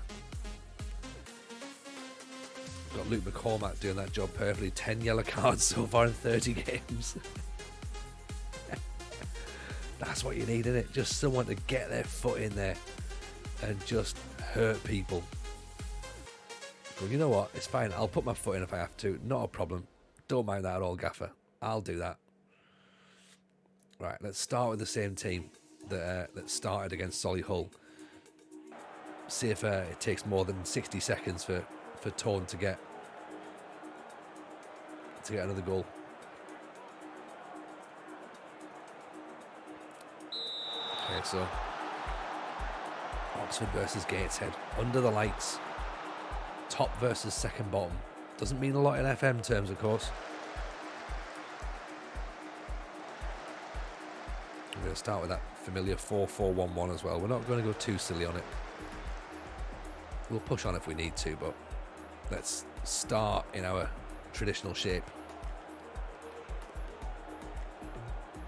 Corner coming in, McDonald. You know we're going down after 5 minutes in this one. Oh, 100%. It's going to be like the Boston game where they take the lead and then we have to properly grind in, and then when you get a goal like in the 89th minute or something. Or it's 0-0. There's that option as well. They become the first team to take points off us. Mordner, McDonald. Should really have given Gilchrist a run out actually rather than Mordner. Gilchrist, Gilbert maybe? A left midfielder, because Hackney floats it in, heads over the top. Mordner's not quite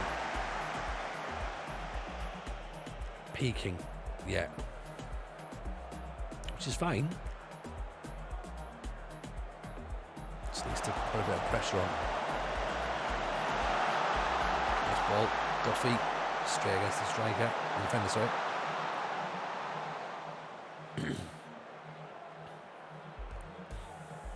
Gateshead did play League 2 last season. Yeah, they came down, but we have to remind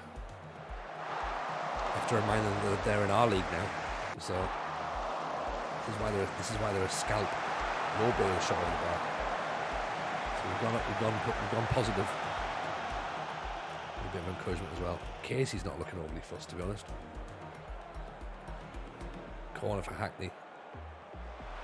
Some sort of semaphore. Doesn't quite work though. Casey heads over the top.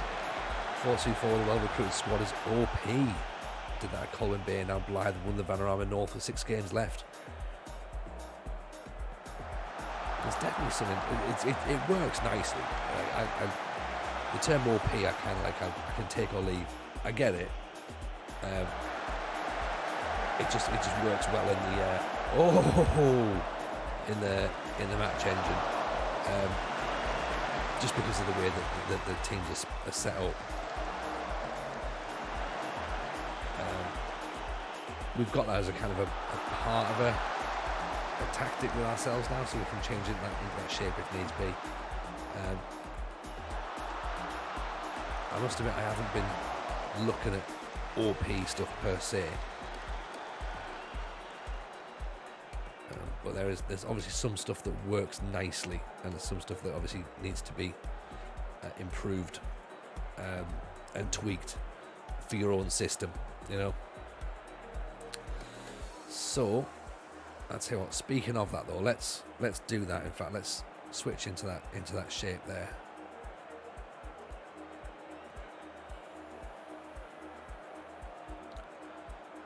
OP, the right one to use, that's all.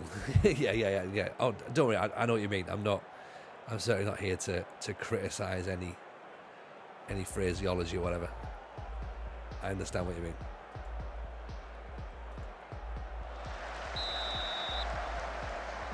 I think let's see if we've gone too attacking too early.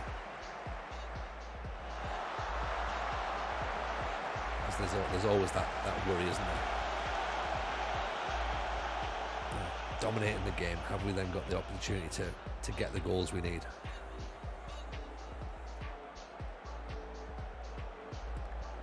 Right, Hackney with the corner. Sends it in. No, just a little touch by Casey, nodded away. Rogi's starting to tire a little bit. Gilbert with the header. Saved with the near post. Actually, let's switch that up then. Let's bring Bailey on. We're going to bring Rogi off. Actually, he's tiring a little bit.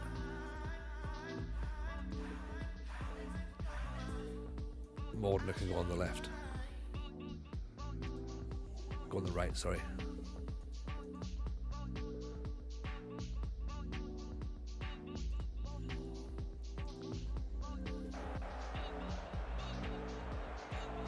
Ian Jebaru, how are you, pal? Welcome in.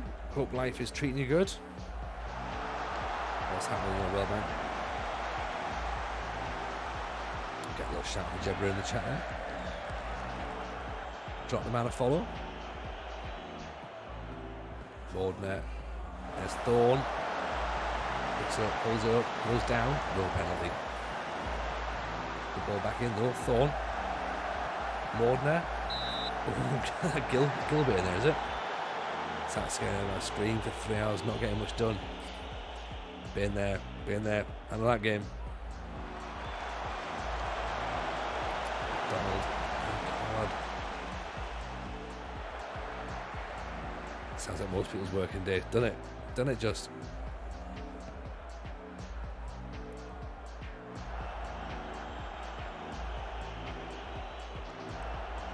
So, 4-2-4 is not quite hitting just yet for us. Mura Dekane says 4-2-4 in Denmark works.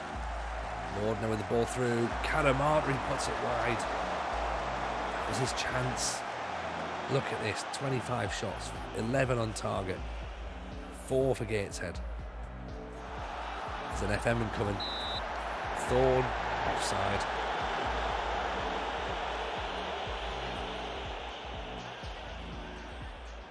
Told you there's a possibility we drop points against a team who are bottom, isn't it?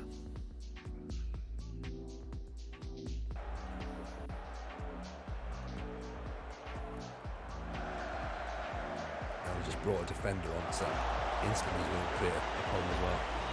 Karamatri, Gilbert, Hackney, Long, Maguire, Thorne. Mordner thinks about it. Gilchrist, Karamatri. Oh, straight at the keeper. Decent football, but it doesn't amount to anything, sadly. And it looks like Gateshead are going to be the first team to take points off us, unless we can score from this corner, which is unlikely. Maguire. Lintott down the line. Mordner cuts it back. No one's there. Mordner, goal kick. Looks like it's a 0-0. I think. Unless there's one final roll of the dice for Gateshead. Or there's one final roll of the dice for us. Ball's down the line. No. 0-0. I mean, let's take the positives. Let's take the positives. We still haven't conceded a goal. Okay? We still haven't conceded. We've only conceded one goal all season. Which, you know what? That's fine. I'd rather that. Respect the point. Exactly. Respect the point.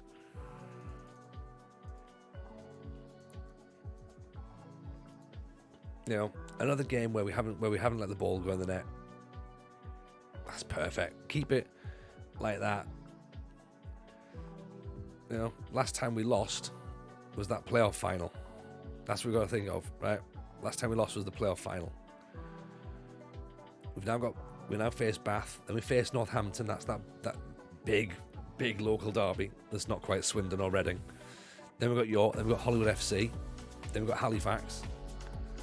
Then we've got somebody in the fourth round of the qualifying round of the FA Cup. So,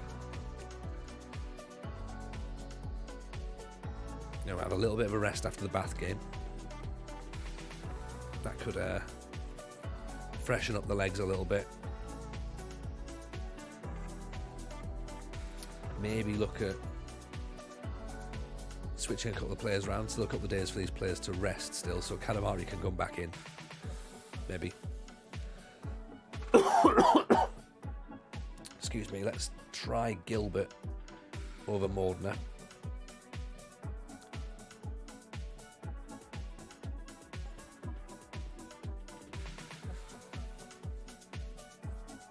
Gilchrist's starting to tire, so we might have to put Sam Long straight in there in place of Gilchrist. So don't change too much, just change a couple of players, and then theoretically we should be starting to nudge in the right direction. Let's have a little look then for a defensive destroyer as well, shall we? Give me a proper DM, angry defensive midfielder.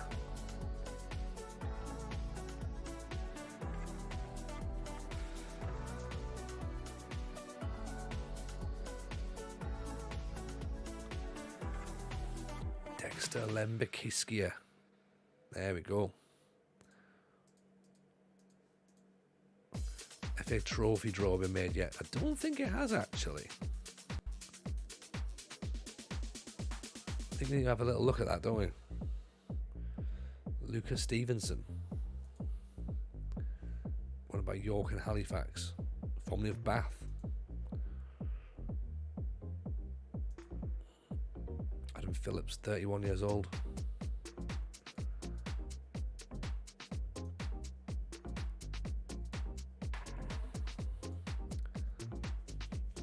Mohamed Sangare, 6'3", 30 years old. I mean, that's a proper destroyer, isn't it, right there? Like, there's a bit of an experience in it. Wrexham from the National League and promoted to the Champions League have been using a 3-4-3. Really? Because they're still in the they're still in our division. At this point, they've not been promoted yet. Season is going well, thank you, Norwegian boy. We're currently sat top of the table after 7 games, won 6, drawn 1. Just drawn that just there against Gateshead, bottom of the league, obviously. Drew 0-0 though. No defeats. We've conceded 1 goal all season, so that's fine. We're happy with that.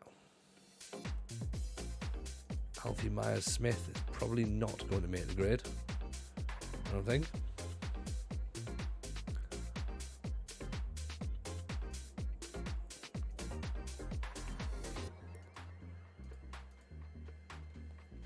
Plus, of course, we're waiting for Blakey coming back from injury as well, so that should give us another option at left back.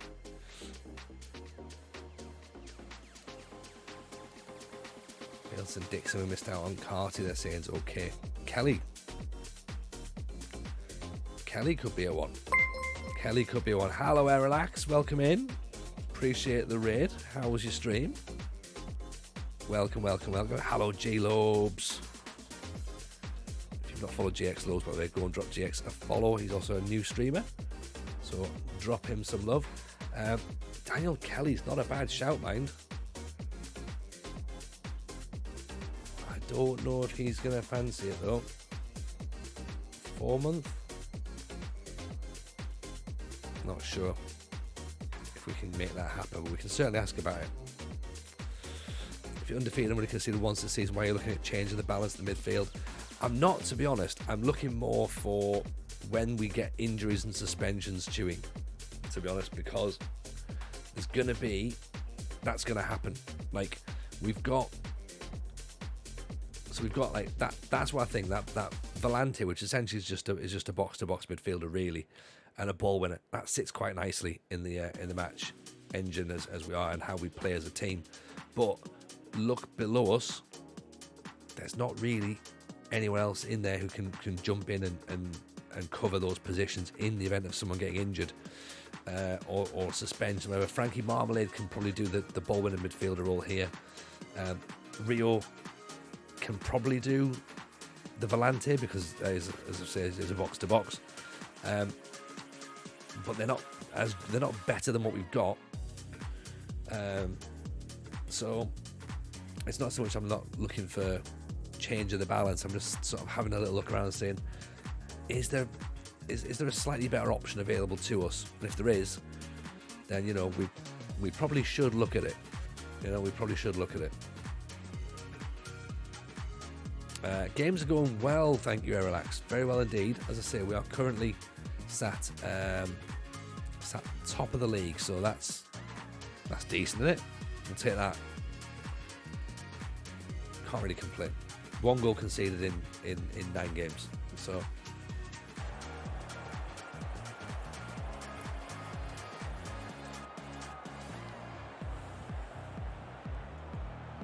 let's give them a bit of a G up going. Everything's fine, but we are playing a team who's near the bottom of the table, so expect us to lose. Makes sense to improve on top, especially with only 1 automatic promotion space. I think it's easier to improve when you're on top, because when you're not, then if you're trying to improve when you're struggling, you make rash decisions. You panic a little bit more, and you just sort of go, right, I just need something quickly, and you'll take anybody, rather than when we're in a position where it's like, right, these players don't necessarily have to come in and play right now. I can ease them in. I think we're in a better position. Whereas when you're struggling, you make a signing. That signing theoretically is coming straight in the side to make a difference. So that's my thinking anyway. Duffy goes on a bit of a run, misses out. Good tackling back though. Roy gets his foot in. Maguire. Gilbert back for Cadamarteri. There we go. Gets his goal. Also as well, we've got to remember that the majority of this team, I'm just counting players now, 1, 2, 3, 4, 5, 6. 6 of the starting 11 were in the team that played in the playoff final.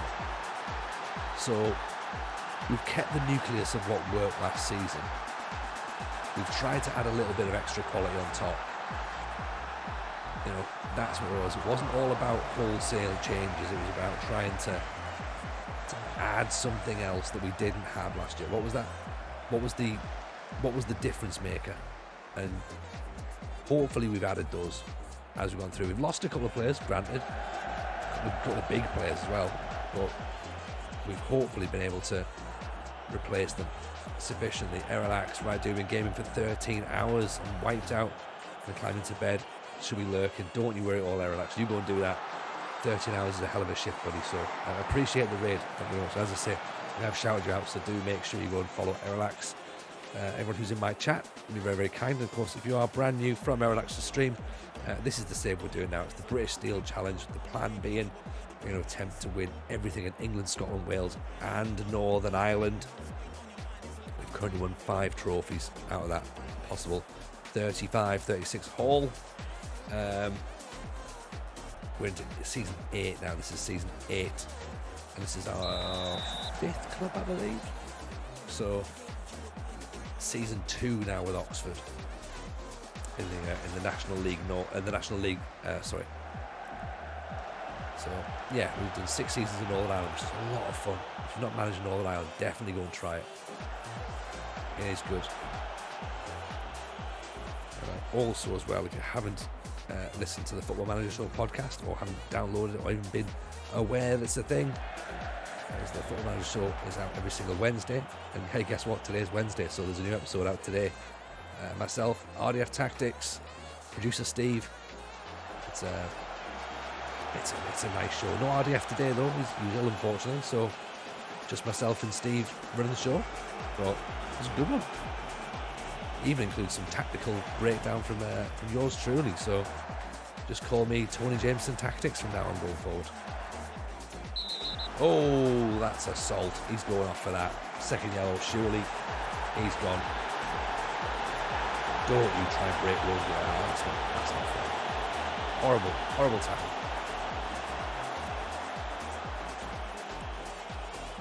Lintott gets away. Rogie back to long. Casey's starting to tire, so we might have to have a look and see if we can bring him off. Maguire, Hackney, even Tony Tactics, just listen to the pod. There you go, see, Barton knows what's going on. Did what I say make sense, Barton? Or did it sound like it made sense? It's lovely possession football from Oxford here, just moving the ball around, waiting for the opportunity, which we then waste. I wasn't quite expecting to waste it like that, but never mind. You know, did what I had to do. Rogie's free kick. Oh, off the outside of the post. Tell you what, he's scored goals before, hasn't he? If it helps, I did back-to-back promotion with Sheffield Wednesday on my initial save after failing to go up. Yeah, I mean, look, it's great that everyone else is getting promoted, Barton, and it was obvious that I was going to miss out. So, oh, what a chance that was. I think you bluffed what you said incredibly well. Yeah, there's no hiding that I was just like, this probably makes sense, right? Yeah, I'm looking forward to season 2. It's it was quite the semi-final against Portsmouth. 2 ridiculous games. Well, 1 ridiculous game. Dane Scarlett, as I say on the podcast, Dane Scarlett was unplayable. He scored a hat-trick and had 2 disallowed. So, yeah, we were well and truly thumped that match. Gave us too much to do in the second leg. So, there's a rebuild after 1 season. Which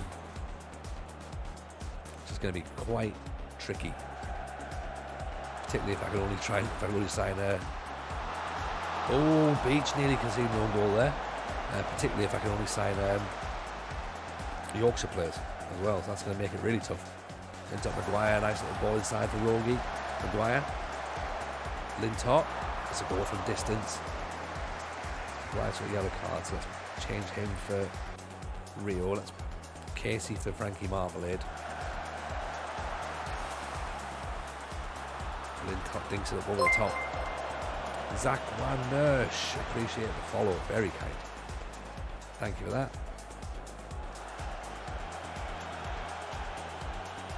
I think we need to just regroup at this point now. We don't have to go silly. 1-0's fine. Still get 3 points for a 1-0 win as you do for a 4-0 win.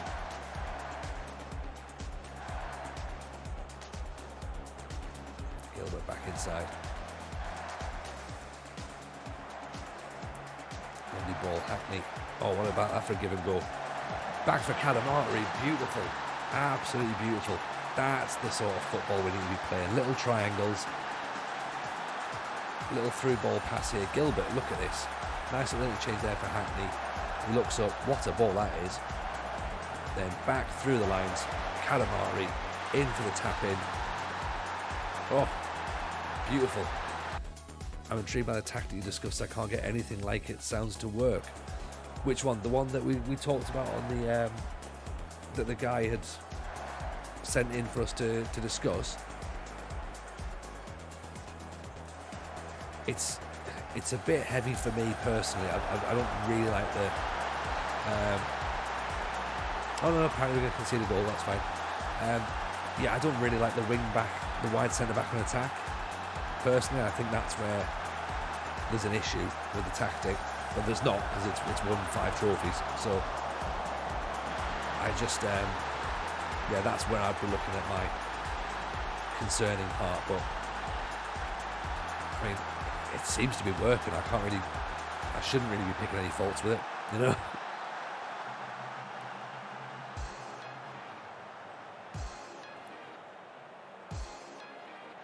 Nice knockdown. Here's Duffy. Through. Plays it into Rogi. Oh, through the side of the bar. Gilchrist. Gilbert, sorry, back for Rogi. Should have been 3-1. We've let a goal in, everyone. That seems criminal at this stage.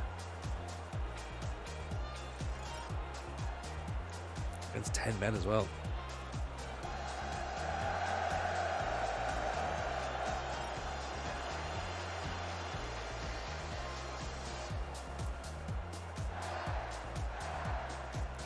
Moments, isn't it? There we go. We'll take it 2-1 against 10 men. It's another 3 points. Think of the saved clean sheet bonus. Yeah, exactly. Yeah, that's a good point. Actually, we're pretty much saving money by letting goals in now. So, if anything, we need to consider this. Have you considered letting a couple of goals in there, keeper? Yeah, that's what you should be doing. Welcome, Dave Goodger. How are we, buddy? Appreciate you being in. How was the stream? Appreciate the raid. Hope I was treating you well. Welcome to Oxford, by the way, buddy. Look at that. There's new spinning heads from Goodger. Brand new ones.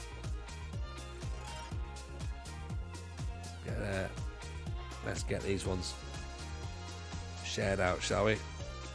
Heading off, says Gav. No worries at all, Brash. Don't worry about that. Get yourself away, man. Pleasure to see you, of course. Lurkin doing pre-season stuff with Zanko and Mal. Thanks for the additional company. Yeah, no worries. It's always nice to have you, pal. Victor Schaaf looks handy as well, man, doesn't he? 18 years old from Portsmouth. Ian Rajo, how are you, pal? Nice to have you in. Hey, things are going well. Things are going well at Oxford. Worryingly so, I would say. We're currently still top, right? Played 8, won 7, drawn 1, lost none, scored a goal difference of +10. We've conceded 2 goals all season. Drew with Gateshead, who were bottom of the table when we were top. We now play Northampton, so that's a sort of derby in a sense. So we're 4 points clear of Solihull, who've just lost to Darlington. So we stay 4 points clear of Solihull and Halifax. I don't need to be 4 points clear already at this point. That's not something I want. It's too much pressure for me.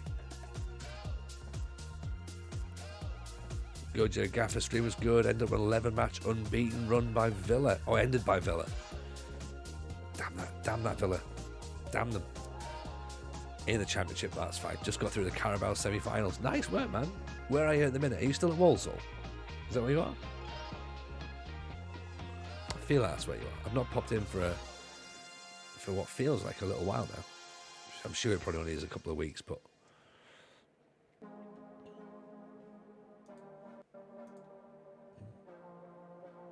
I saw you had a stack in the other. Was it last week? I think it might be last week. You must have quite a following in. So big up the Dave Goodger. Liam Jessup still. He's still. This is Linfield Reloaded, cruising to promotion. I mean, yeah, I don't want to say it too loudly, but We're certainly playing well, aren't we? I'm going to see what McGinley wants. If he doesn't want too much, use it as a stepping stone, that's fine. I'll tell you what, we're even getting $500,000's not a lot of money.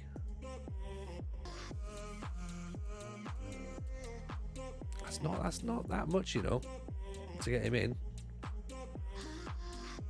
Morano, I'm gonna take a risk on him.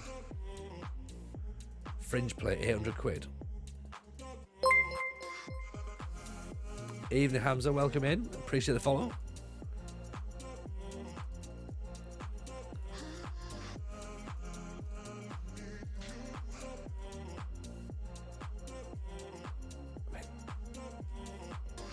Sangara's the brute, isn't he? Sangara's the one that we need in there, really, as the kind of defensive-minded player. Lembakisa, could he be someone who plays next season? That's also what I've got to consider as well, isn't it? Going, who are we going to keep that might still be there next year? Is Daka's worth a shout? 6'7", isn't he? That's kind of all we got on him. He's 6 foot. He's massive. Is he Oscar Thorne? No, he's not.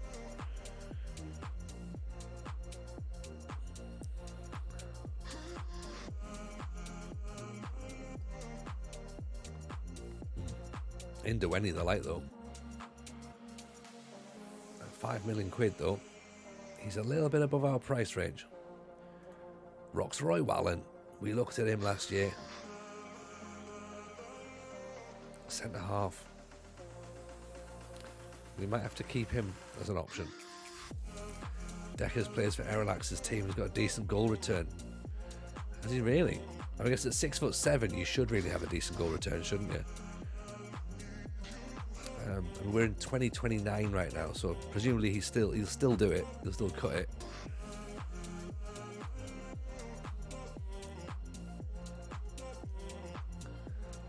We're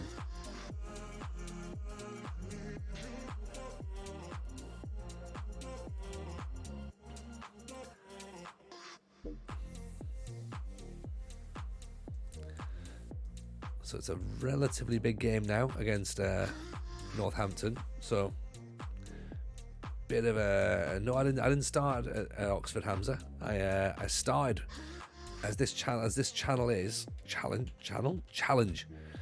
Sorry, we started unemployed with no badges, no experience, applied for all the jobs that were available, and we got Banbridge in Northern Ireland. It was great. 3rd division of Northern Irish football.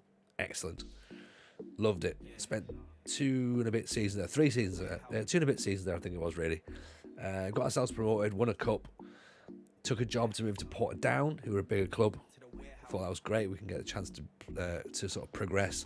Try and win another trophy with Portadown. Didn't quite work, sadly. In fact, it was average at best. Not great. We then managed to somehow fall upwards into a job at Dungannon. So got that in there. That was great. Won ourselves a cup there, ironically, after Dungannon smashed Portadown in the semi-finals. So kind of was a bit of a sneaky move, like, let's go to Dungannon and win a cup. That's a great idea. FM Ratty, hello Tony, new to Twitch, so my first port of call on here. Love the podcast. I appreciate that, FM Ratty, very, very kind indeed. And appreciate you love the podcast as well. It's always nice to hear people say nice things about the show, which of course you can always find down here. And it's a new one has come out today. Seamus McGinley is locked in. The squad is now overloaded with midfield orchestrators. We've never had orchestrators in the team, have we? But we have now. So much creativity. You can't move for orchestrators. Team. We haven't got team. We've got progress. If you want to check that, Hamza. We've also got this, which shows you how many trophies we've won. Look at that. There you go. There we go. Look at that. See? That's what we've won so far. 5 trophies in Northern Ireland, and the ones in yellow, that's the Vanarama National League, the FA Cup, the FA Trophy. That's what we're going for this season. Well, at least that's what we're playing for this season. Whether we get them or not is obviously a different thing entirely. Mr. Enforcer, why do you look like someone who's been a guest on TalkSport before? I mean,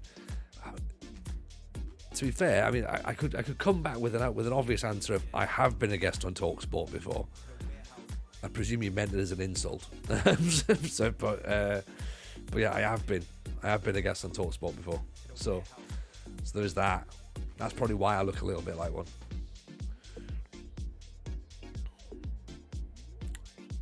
No, not an insult. It definitely feels like an insult, doesn't it? You look like someone who's been on TalkSport. Yeah. I would have taken it as one, personally. Never mind the entertainers, it's the orchestrators running the show. No, don't worry, it's not a problem at all. Apologies if it wasn't meant to be taken that way, but it's just when you're sort of going like, intonation on here, is that good or bad? I'm not sure. I'll play with it. I guess being a comedian, I'm allowed to do bits and pieces like that, yeah? Enough orchestrators, let's get some percussion. Yeah, or sack it all off and turn 80s electro. Good to get a keyboard in there. That'd be great. But welcome in, Mr. Enforcer. Pleasure to have you here. Actually, we could do with an enforcer in the midfield. That reminds us. So enough of all of our fancy Dan footballers that we've got here who are playing, really smart passes and clever play and all that sort of thing. We want someone who's just going to put their foot through it and tackle someone hard. So that's the next port call. Unless we make Kieran King that guy, which I'm not sure he can do just yet.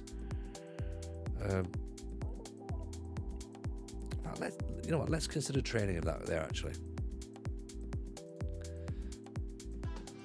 Let's try and train him as a DM. As a ball winning midfielder and defend. He's got stamina-ish. He can jump. He can mark, sort of. Tackles. Positioning's getting better. His work rate's good. His determination's good. He kind of lacks a bit of bravery. Let's try it. In series, if possible, we're hoping to win all the English leagues with Oxford. If we can, that would be great.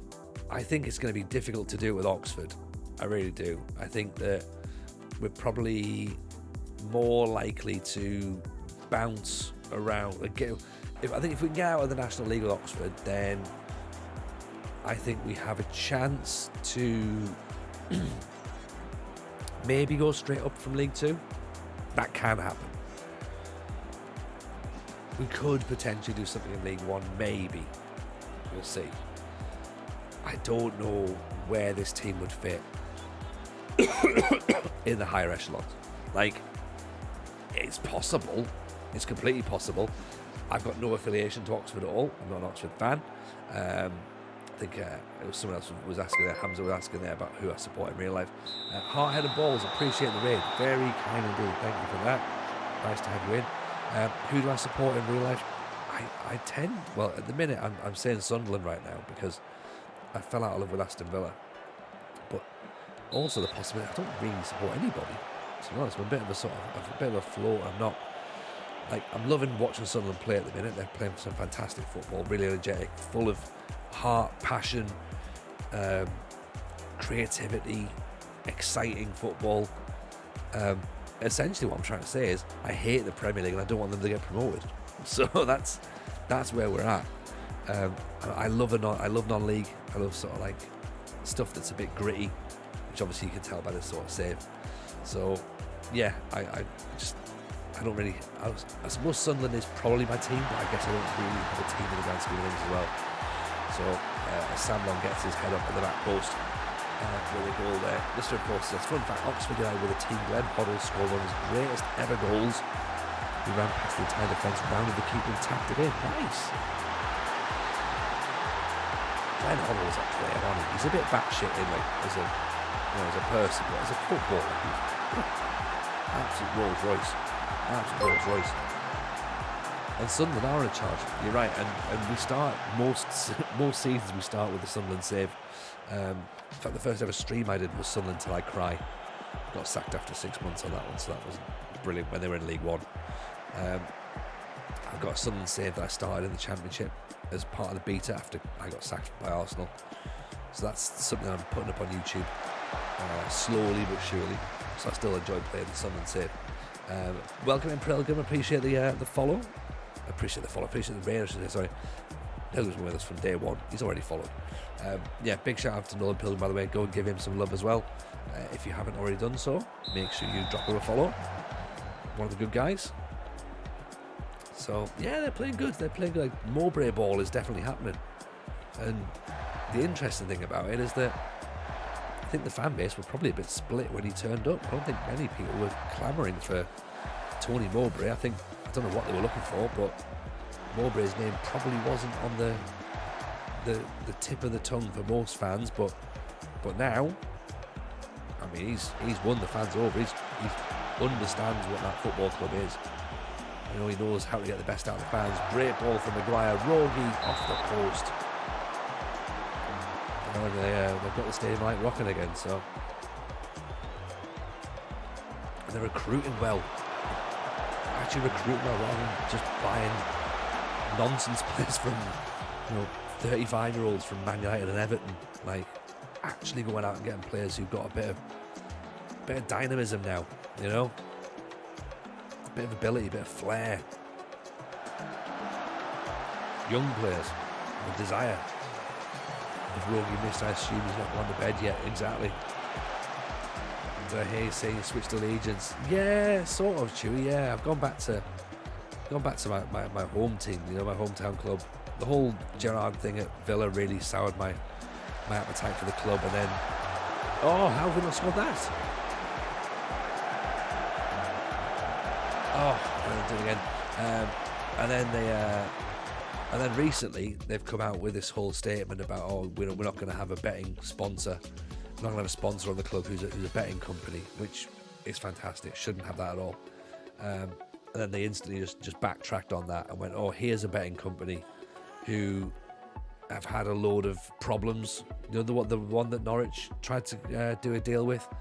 And then everyone sort of went, nah, they're a bit dodgy. Like, don't hang out with them. So that has happened. So it's sort of been a bit like, yeah, let's not get involved there. That's just not really a good thing. So I'm kind of stepping away from it, to be honest. I'm not fussed now. Like, it's ironic because they actually started to recruit some decent players and they look like they could be a half decent side, but I'm happy to take that risk and step away and be like, yeah, it's not really for me anymore, is it? Heart, head and balls, trying to raid again, not sure if it worked. Only me? Yeah, if it's only you, it's definitely worked. I want to say thank you again for your community. You're so lovely after I came in after my first stream. Hey, look, this is the thing, man. We try to be as nice as we can be. I think we're fortunate we have got a really nice community here who are happy to support whenever we go. When we raid into people, they do give some love. We understand what it's like, particularly for new streamers, to get numbers in whenever we turn out and we raid in. Then we make sure that everyone, try and get everyone to follow as quick as we can, because that's a nice thing to do. And then more importantly, they stay and they engage. So so thank you for that, for coming back in again. It's always a pleasure. And never worry about how many people just go ahead for a raid. Never worry about it. It's not what it's about. It's all about joining communities together. So that's what we need. That's what we need. Pilgrim, thanks for the shout out. Stream was good. We played 4 in the top 6, still in the playoffs in season 3 with 5 games to go. Look at this. Everyone's getting the feel of the game now, aren't they? Results are happening. Same here, Pilgrim. We are still top of the league. Just beat Northampton there as well, which is a big game, given the fact that we have a slight rivalry with Northampton. 6 points clear of Hollywood FC. So we're getting there. We play York next. Ooh, bit of narrative here. Club owned by China pushing dodgy Chinese online betting firm. Who'd have thought it? Well, yeah, it was the whole misogynistic advertising as well, which wasn't really ideal. So, but then again, Villa are owned by nice people apparently. But unfortunately, they have Christian Perslow, who's a bit of a prick. So, it's part and parcel, isn't it?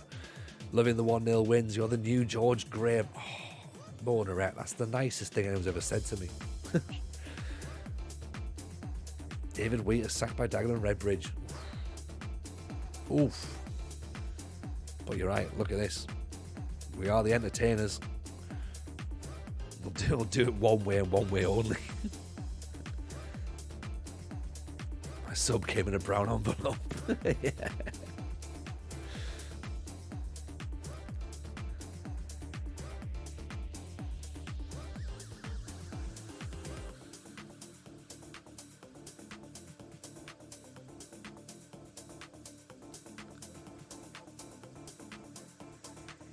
So they're already saying we've got too many players in midfield.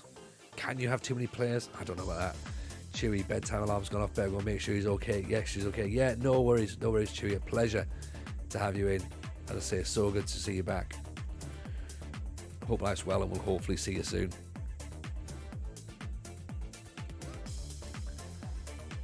I think at this point we just keep ticking on it.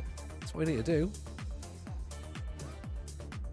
Have a look at how the data's looking as well, because we're starting to play really nice football as well. Look at this. This is the movement patterns we've got. Just moving side to side, like keeping that possession, making sure everything's like we're in charge. Evening, Gator Dre. How are you, pal? Welcome in. 206 combinations for Sam Long. 191 for Frankie Maguire. Hackney's got 228. Alfie Gilchrist 226 at centre half. McDonald, like, yeah, just playing what we need to do. Shit, lost my job last week, so back to Route 1. Shit, man, that's not good. That's not good at all. Domination. So what's the plan? Like, what are you going to do instead? Loads of passing, accurate passing, lots of dribbles, quiet defence, fewer tackles, poor tackling. It's not fewer tackles. We don't have to tackle as much. XG of 13.17. We've got actual goals of 13. We're actually scoring less than we're expected. We've got 6 points more than we're expected to have at this stage, though, so that's impressive. Plus winning the ball essentially on the halfway line, which again is great. Manager of the month for me. Look at that. Who'd have thought? Things starting to improve in FM.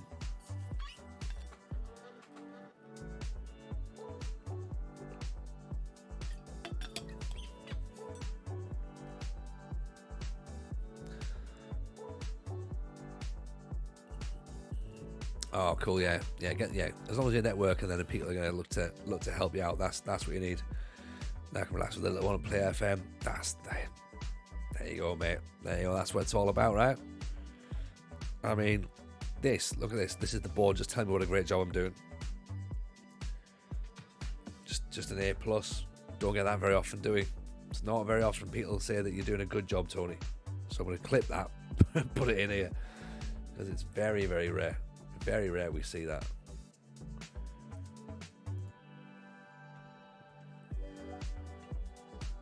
Yeah, supporters B-.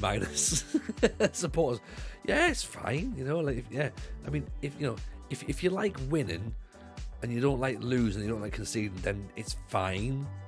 Like, but other than that, whatever. Fans are hard to please. Very hard to please. What more do you want from me? Just can't predict it, can we? Well, we've got York next. Then we've got Hollywood FC. So let's try and get another 6 points. That'll be nice. That's the sort of thing that the fans will eventually get round to seeing. That's a worry.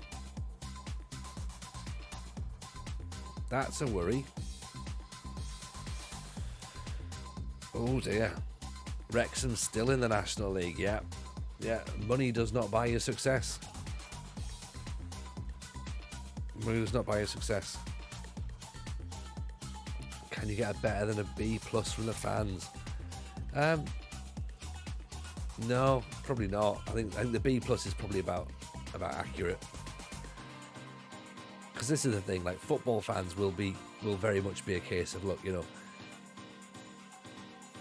yeah, it's fine, we're doing okay, but we want to win nicer, we want to win better. There's always something with fans that they want that's a little bit more,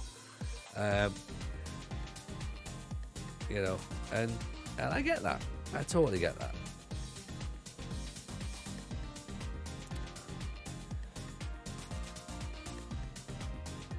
Do we bring, no matter what you'll do, you'll never satisfy the fans? Exactly. You'll never satisfy the fans. That's how football is. And as long as you're okay with that, you're fine. It's like everything. You can't please everyone all the time. Some people you'll just never be able to please. So, oh dear, Rogue's not going to be happy about this. Rogue's been given an England under 19s call up. So in a sense he'll be happy because he's been recognised for his abilities, but he'll be upset because he's Scottish. So, you know.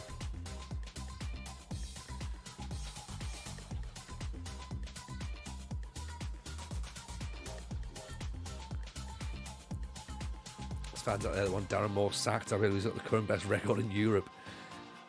And that's the thing. Once you realise that football fans don't know what they're talking about, then everything just becomes so much easier. Words of Warnock, you can't please every fan. One week they love you, the next week they chant you out. Yeah, 100%. Pilgrim, so true. Reading Twitter comments from Argyle fans the other day saying if we get 90 points this season but don't go up, the season will be a failure. Yeah. And I don't understand how these people exist. And they just get on and they think that what they're saying is fine and understandable. And it's like, no, I think you're wrong on a lot of those things here, but you seem to be okay with it. Weird. That's it. Let's rest Joe Duffy. Let's put Bangura in there. It needs a fitness test apparently.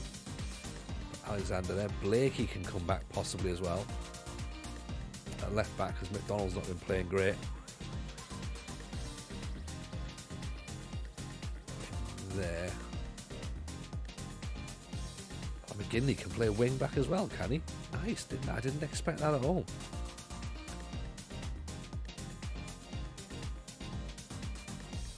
Right. Gonna go with that.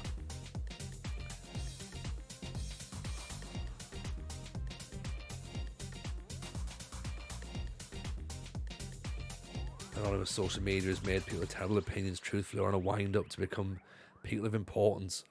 Yeah, ain't that the truth? Like social media, man, like just horrible, innit? Can be an awful place. We're on 61 points, 18 games to go, 7 points clear of third. If we get over 90 points from there, fair play. Yeah, that's the thing. Like, but people don't do maths. People don't work all this out. They just sit and they say stuff. They have no sense of repercussion or anything. They just say things. Sometimes it's just for a reaction. Sometimes it's just, you know, because, oh, well, why not? Why not say that? So, it just makes no sense, does it?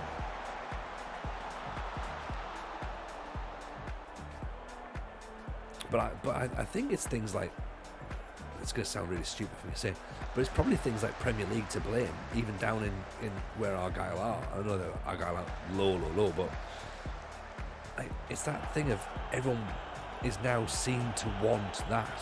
Like, oh, we have to be in the Premier League. You know, like, people just don't want to sort of see where they are anymore and be happy with where they are and that progress and progress the right way. Everyone wants stuff done yesterday or last week. And it just can't be done. It just can't be done. Like, you want to see a club progress in a sustainable manner. There's no point bombing up a division and then bouncing straight back down again. Great goal from Nicholas Howard there.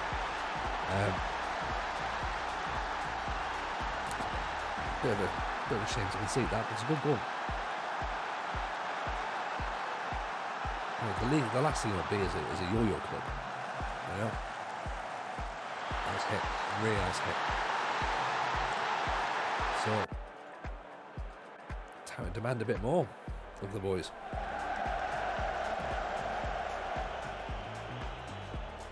have to 4-2-4 it, actually. If not now, then definitely in the second half. There's only so many clubs that can play in each league. Exactly, yeah. And if everyone plays in the Premier League, then that's 92 clubs playing each other. That's going to be quite a long season. And also, then it won't be quote unquote special. Canham Artery. Here we go. Radio station like TalkSport, probably 606, give air to these idiots. Oh, but it's all designed that way, though, isn't it?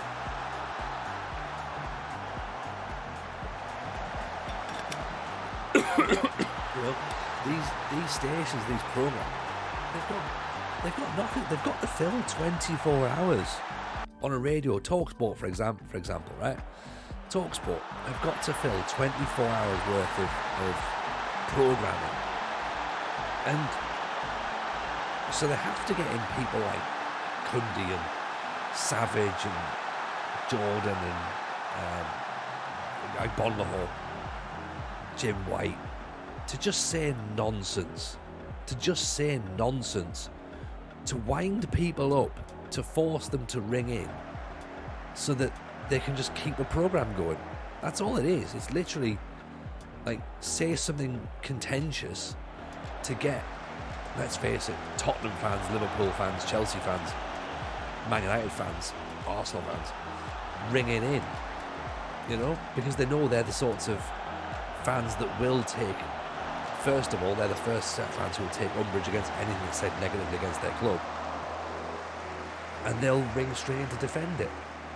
You know, you don't hear them talk about, oh, you know what, let's have a go at Plymouth Argyle, let's have a go at Oxford, because Oxford and Plymouth Argyle fans probably don't care enough to ring in. Like, you know, they've got better things to do with their time, so why would they bother? Evening, Cosser Bob, welcome in. Hope you're well. How was the stream? How was the Cosser Cup tonight?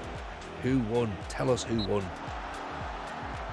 Has Bob got his hands on his own trophy again? That's what we all want to know. Goff and Durham did the Daily Arsenal. Exactly. Don't know if they still do that now or not. Zar says Italian clubs killed themselves back in the day because 9 clubs had a budget that required Champions League earning. How long can you do that? Well, look at Italian football now. Didn't work, did it? Didn't work. Of course, there's been a couple of issues, really, in Italy, which I'm sure you've read about recently.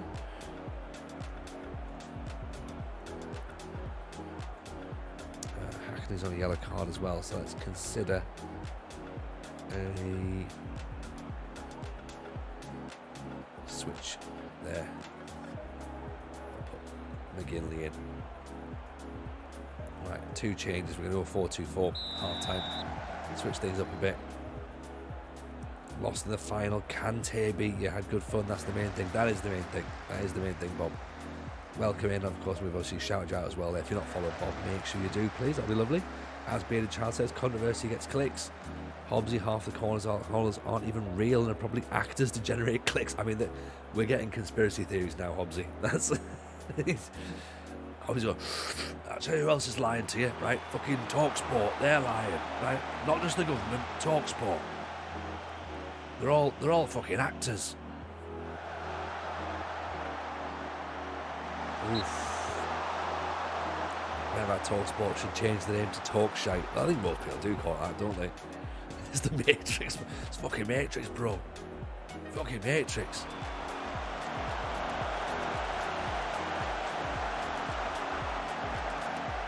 Saw it. It's Matrix. It's like that film, innit? Fucking Terminator 2. That's what they say. You love Arsenal fan TV when Arsenal are losing. Yeah, but it's just daft, isn't it? It's just daft because it just makes content. Calamari, no, it's not Calamari. It's Alexander puts the ball in the bar there. It just makes content. People watch it. That's the thing. People just get involved.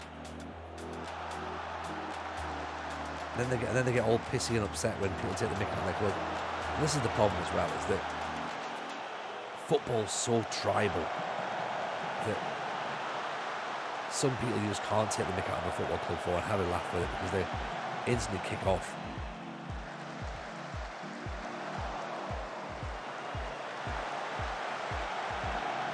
which obviously is why we tend not to have a football banter level of stream, or Discord isn't really football banter. We don't do any of that sort of stuff. Shite football Twitter is the worst. Just don't need it. Just don't need it in anyone's lives. Negativity makes the best content never. Well, yeah, I guess that's the thing. Like, eventually someone's going to start stopping. People will stop watching. If things are constantly negative, people will eventually stop watching. And that's true. Like, that has to be true. There's only so much people can put up with before they go, oh, you know what? Fuck that. It's not worth it. Sounds rubbish. Like, they'll just stop doing it. So, you got to think of it that way, right? And Alexander doesn't quite win that ball. Going to win it back. Made a defensive change. I'm worried now. Good save by Beach. Casey can launch the ball. Or play it short. Maguire. Pops up Calamari, runs it down. There's Alexander through.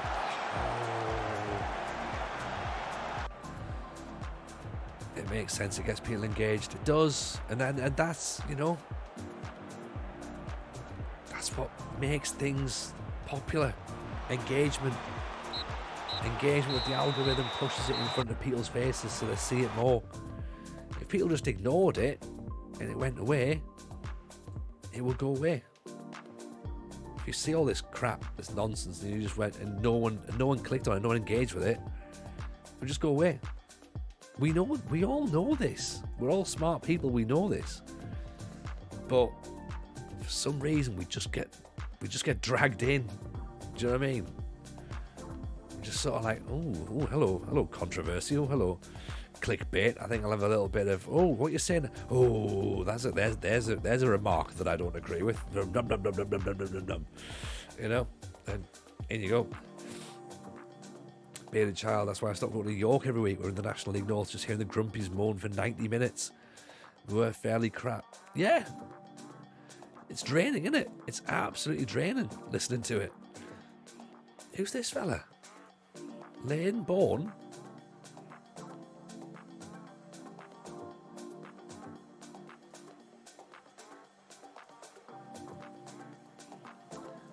I wasn't planning on bringing in another player, but yes, let's see what you can do, shall we?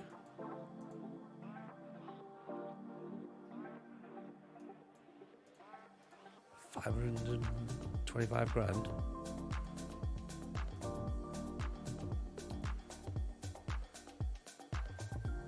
See, could be a big wide player. Let's bring him in.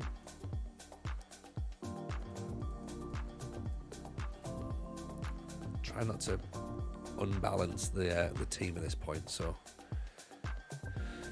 I have to look to move some players into the reserves. So players like Gary Charles, for example, Craig Charles, Hatfield moving to the under 21s, Billy Phillips back in the under 21s. He's 23. He's probably a bit too old now.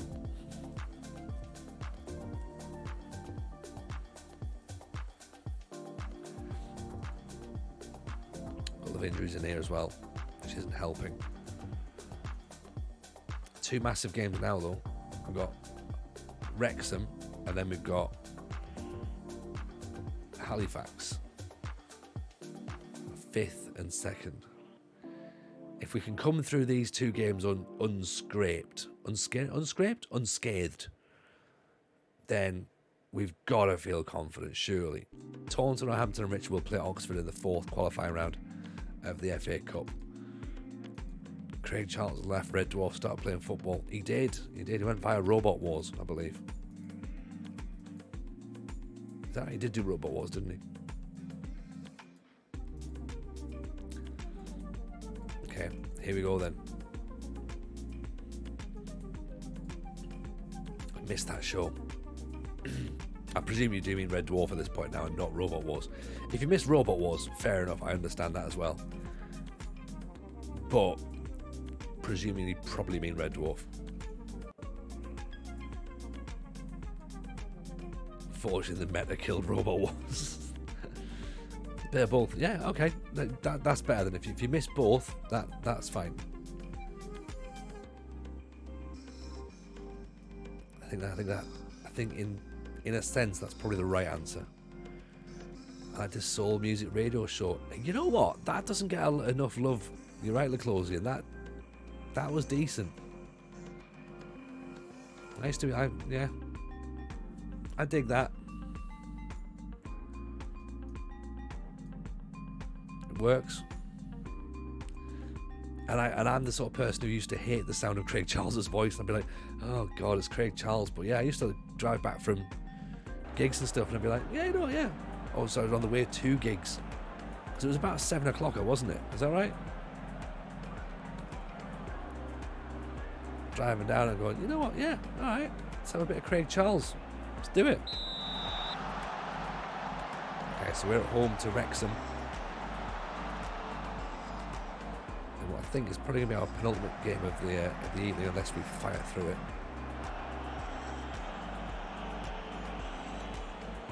Big ball from corner, headed away. He decides he's not going to jump for it. Ball's over the top. Martin, stand him up. Marshall, blocked, goal. Ooh, now we're starting to concede, but we're shipping the goals now, aren't we? 4 goals this season. God.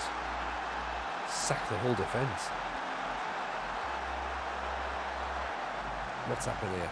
Who's marking? Nobody. Drifts in, unmarked.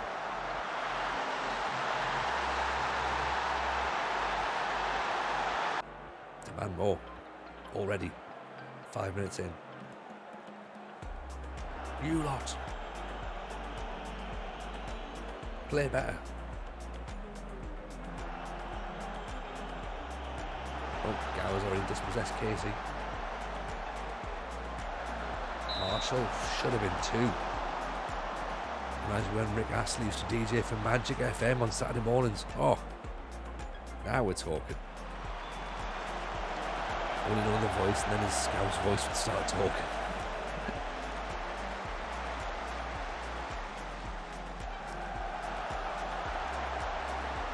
Big fan of Rick Astley. I'm sure most of you probably know.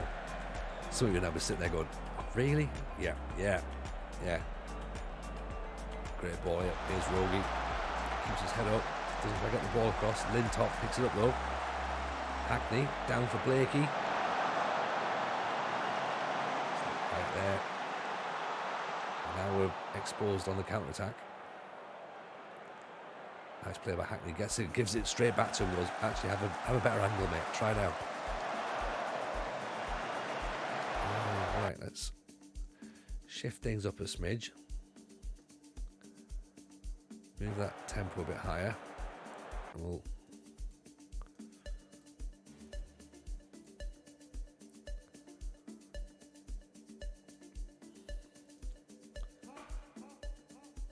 go 4-2-3-1 now, I think. Blakey whips it in, heads around. Since I came in, Oxford haven't looked convincing. Is it me? Maybe Barton. I didn't want to say it, but yeah, everyone else has seen a different Oxford. I mean, don't be bringing the dark clouds in, yeah. I mean, it was going to happen eventually. Barton out.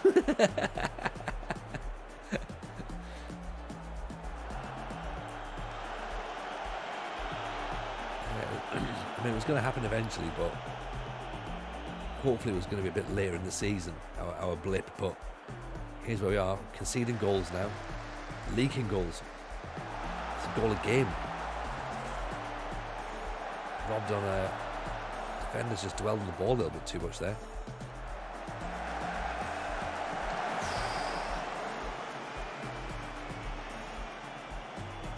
Hey, Joey Barton was the manager of Nuneaton Borough, so we've already got a bone to pick with him.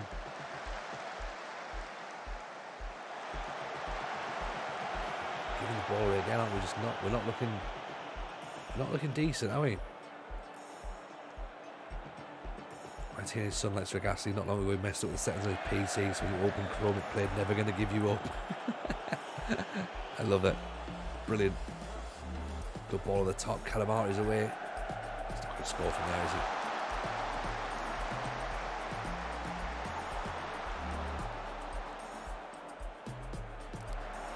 Rogi with an effort. Good save. Penalty? No? Hang up. And he just threw himself to the ground. Should be a booking for diving then. Hackney Lintop. Up over the top. Mordner. Just puts it wide. This is better. 16 efforts. 5 for Wrexham.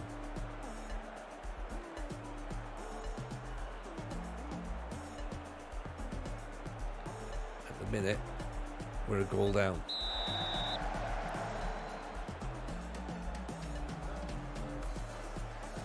Calamari's not looking like he's a danger up front. 6.5 rating. Rogi ball into Duffy. Can't quite get the ball through. Mordner gives the ball away. Wins it back though.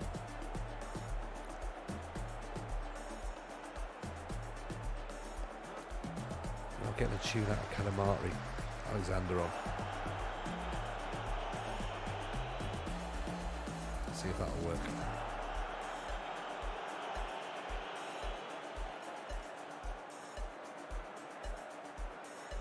Warren Barton's on ESPN in America. That's a weird sentence to say, isn't it? Like, I know that's a thing, but it's a weird sentence to say out loud.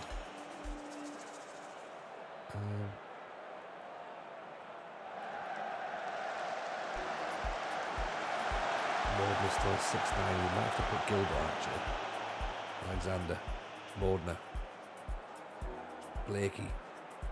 Mordner gives the ball away again. Yeah, that's enough. Used to like him as a kid, not sure why. Yeah, I can see that. I can see why. Like, decent player, Warren Barton. Gave his all. Even given the fact he played for Newcastle, you know. He played at Wimbledon, he was great. And Newcastle was great as well. Over the top. Right. I think it's time to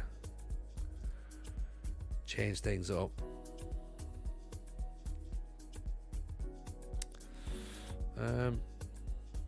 What are we going to do? What are we going to do?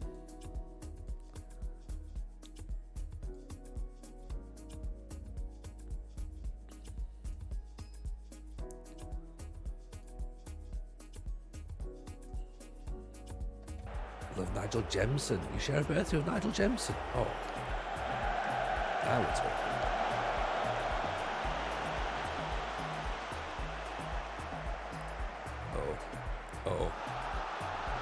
Oh dear. Martin Marshall with a goal. Could be staring our first defeat in the eyes, everyone.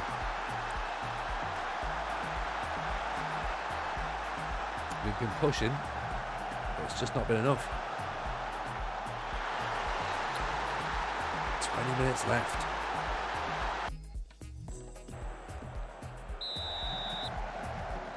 Berate the team at this point. Can't be going 2-0 down. That's not a thing. Gilbert plays inside to nobody. Wrexham have defended well. I know we've been having chances, but we've not looked like scoring. That's the thing. And I think we're now pushing on too far, so I've got a feeling we're going to concede a third. I mean, 18 shots. They've had 8. They're 2-0 up. Their chances have been better. They've taken them. I think we've been snatching. We've not really been creating quality chances. Duffy, get that ball through. Alexander, got to finish it. Has to. Nice. Comebacks on. First time we conceded 2 goals this season. Duffy, lovely ball. Alexander's through. Confident finish.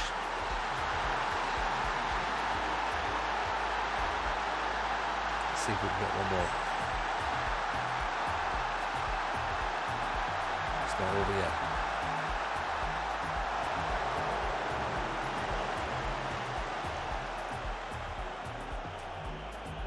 Alexander turns the provider this time. Duffy loses the ball. Gilbert. Oh, it's not quite long enough to rogue, is it? Good challenge. Blakey, Maguire. Gives the ball away. Good tackle. No. We've given the ball away. This is 3-1. And sense it. Feels like it should have been.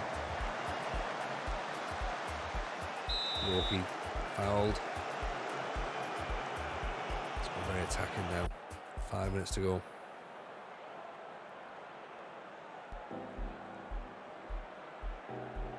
Gilbert. Blakey whips it in. Headed behind.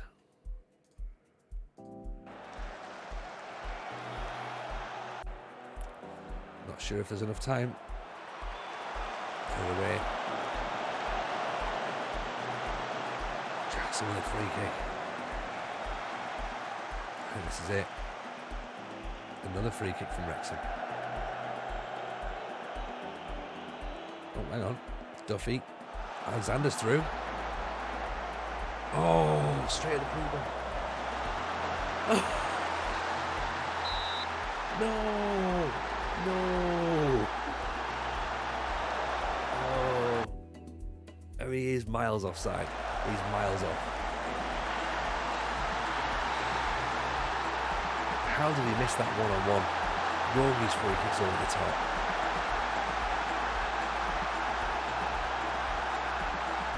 It's disappointing. First defeat of the season comes at the hands of Wrexham. And look, twice as many shots, twice as much possession. That's fine. We did all right. I mean, you know, we have to beat Halifax now. Eventually, we had to taste defeat at some point. And to be fair, it's taken us 11 games. You know, we'll take that. We're in a blip. 2 games without a win. We're in a bit of a blip. We've got Halifax now. Then we've got either Taunton or Hampton next. So let's just keep doing what we're doing. Maybe it's due to tiredness. They're quite intense. Maybe. I just think that it's just one of those games, isn't it? Really, it's a top of the table clash. They're 4th. We're top. They wanted it. They scored early. We pressed and we pushed and we created a lot of chances. We didn't score goals, which is what we were saying at the start of the season about how we needed a goal scorer to come in. Because we weren't 100% sure that Bailey Calamari was going to lead the line all the way through. We're like, right, let's take a bit of pressure off him and bring someone else in. Unfortunately, that was Oscar Thorne, who's been injured. So, you know, Alexander's come in there. He scored a goal. That's fine. It's not the end of the world, is it? You know what I mean? If you lose once in every 11 games for the season, you'll likely win it. Exactly. And I think we'd all take that. There's a team meeting I found to do a point like this, which never mind the last game, you're playing well. Yeah, and I think that at this point, it's not really worth addressing. We'll play Halifax. We'll see how we get on here. If we play badly, then fine. That's maybe something to look at. Maybe we look to change part of the tactic. It doesn't need a complete overhaul. It just needs a little look at. Maybe, you know, eventually teams start to work out what you do. That's how football is. But at the minute, I think we're in a good spot. You know, Thorne's still out for another 4 weeks, so that's an issue, really. I think we keep. So let's start with Alexander. They're not massively tired. So fair enough. Theoretically, they should be okay. Blakey's just coming back from injury, so that's helping. Yeah, I think we're good. I think we're good. Very hands-on with praise and criticism. Not many streamers I watch are as much. I think that I do the praise. I do the training praising, and I criticise in trainings. I think individual matches. I think because it's so. What's the word I'm looking for? Unbalanced, I guess. Really. Any little tweak like that, it's just it sends things way off. Or in my experience, anyway. Team meetings and stuff, I always balls all that up. So I try and give myself the best opportunity by not speaking to them. Yeah, I mean, it makes sense what you're saying, Barton. To be honest, like telling them you got faith in them and stuff like that, it does make sense because you want to build that trust with those players and get their confidence up. So but I know what I'm like. Panda Jones, a feature I've just found. If you search for a country, click assign to scout, it shows the exact percentage of knowledge in that country from your scouts. There you go. There's a little bit of tidbit of knowledge there. If we don't speak to them, they can't get angry. Exactly my thought process, Steve. Can't hate me. I haven't said a word. I haven't said anything. Can't hate me. I haven't said anything.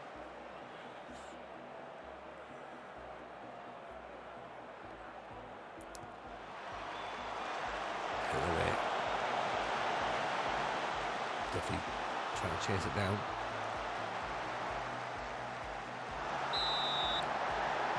Corner. I think we maybe have to look at the amount of pressing we do. You're right. Maybe some games we can sort of sit and regroup. I think the problem is because we are one of the basically we're expected to be up there or thereabouts. We kind of expect to be dominating games and being quite positive and quite aggressive in matches, and it comes quite unnaturally to me, believe it or not. Like forcing the issue and being that team who lead the game. Usually we're having to sort of like chase and scrap and elbow our way to whatever we can get. So sending a bunch of players out to just go and win. You saw it during the Linfield streams and saves where we're part of the save where we're just like, this is weird, isn't it? We're just like going out onto the pitch expecting to win. It's bizarre. If a player gets top rating in a game, scores, I was praising in front of everyone else, usually to boost the morale. Nice. It does make sense. It makes complete sense. Maybe it's something that we need to explore, because there is such a thing as morale manager, isn't there? Gilbert, nice run. Can you play a sensible ball back inside though? No, you can't. Played a dangerous pass which gave the ball away. Now Butterworth's got the ball. Morgan. Let's say let's not concede off the back of that.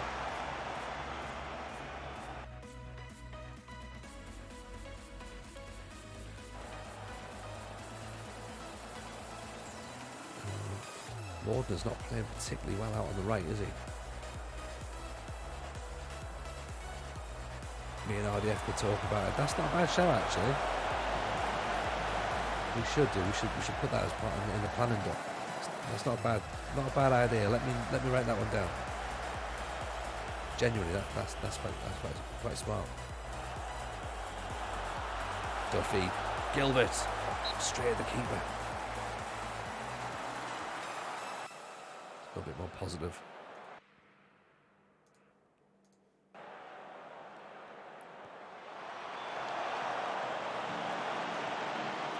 It's got a podcast episode written all over it. It's very underutilized. Well, there you go. Maybe we've got some in there. The closing takes the credit.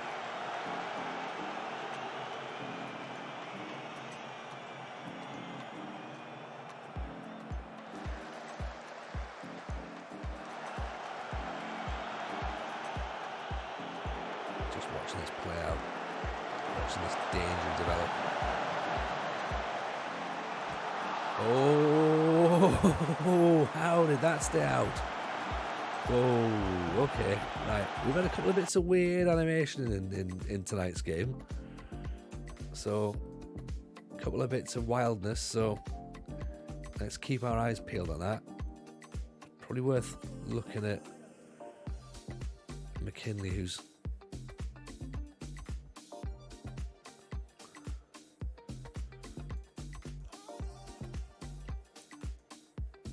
getting wobbly back there. We are a little bit, aren't we? You know?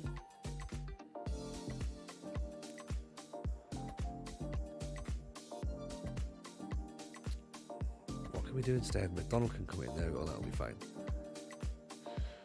And then Mehmet for Mordner. So let's make 3 changes now. See if that helps. Go 4-2-3-1. Move McGinley and Hackney up a little bit as well. Hackney the ball through. Gilchrist with a header. 4-24, and he'll do a Mexico save. Yeah, Rich Owens did a Mexico save at the start of the year. I've not done Mexico before. Oh no! Jamie Sewell at the back post. Not expecting that.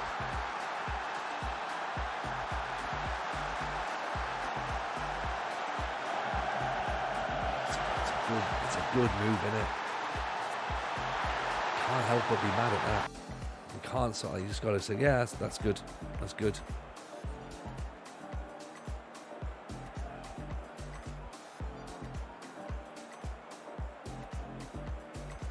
So now the pressure's on again. Duffy, Gilbert, Alexander. There we go. This team's got goals in it. I think it was Lewis who recommended Alexander. I was a bit unsure at the time, but he's certainly proving his worth off the bench. Lovely ball by Duffy. Gilbert with a run. Cuts it back. Alexander's there just to tap in.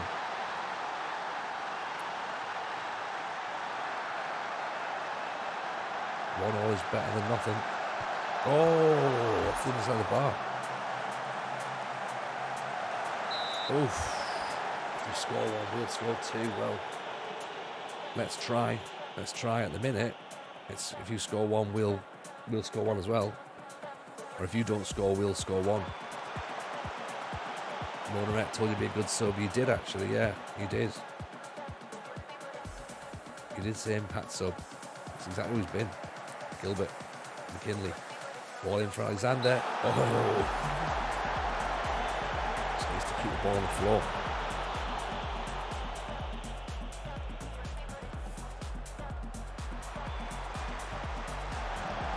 Ball whipped in. McDonald. Who's that deflected off? Is that no corner? Can't one of our players, to be honest.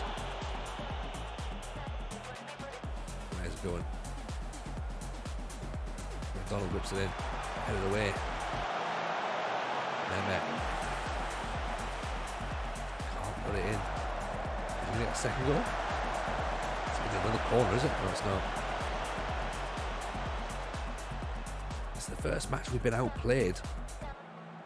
We tend not to be outplayed, do we? Respect the point. Do we agree? Respect the point? Came back and we did okay there. That'll be fine. Still top. 2 points clear now. We've gone from 6 clear to 2. That's potentially concerning, but it's early doors, isn't it? It's better to be 2 points clear now, having thrown away a 6-point lead, than be 6 points clear with a couple of games to go and then throw away to a 2-point lead. Like, definitely better to do that now. So Hampton and Richmond in the 4th qualifying round of the FA Cup. Should we play that match? We might as well play that match now, I reckon. We could do that.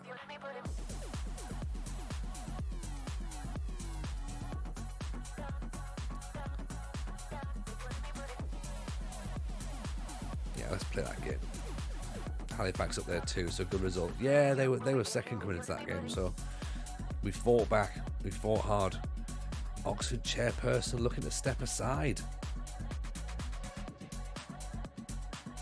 Ooh. That makes for an interesting turning point in the save, doesn't it?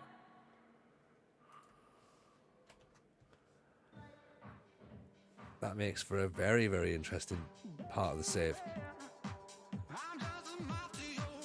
Oh, that guy's a great joint. Nice.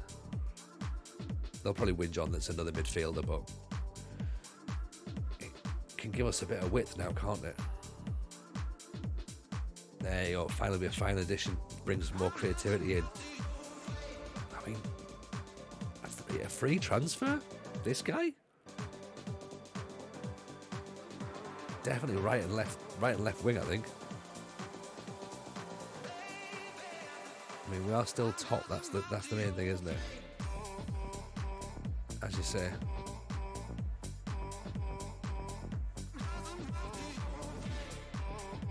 So we've got Hampton and Richmond in the cup. Then it's FC United.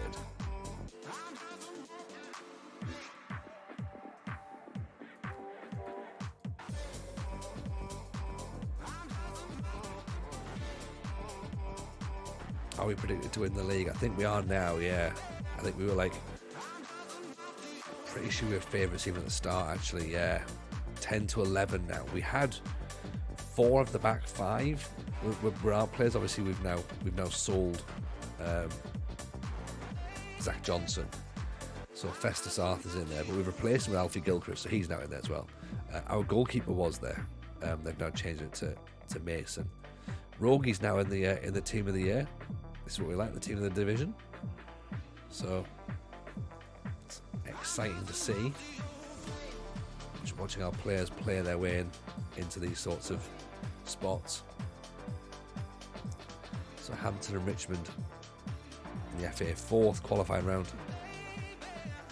We'll play that. And we'll look to raid on, I think. After that.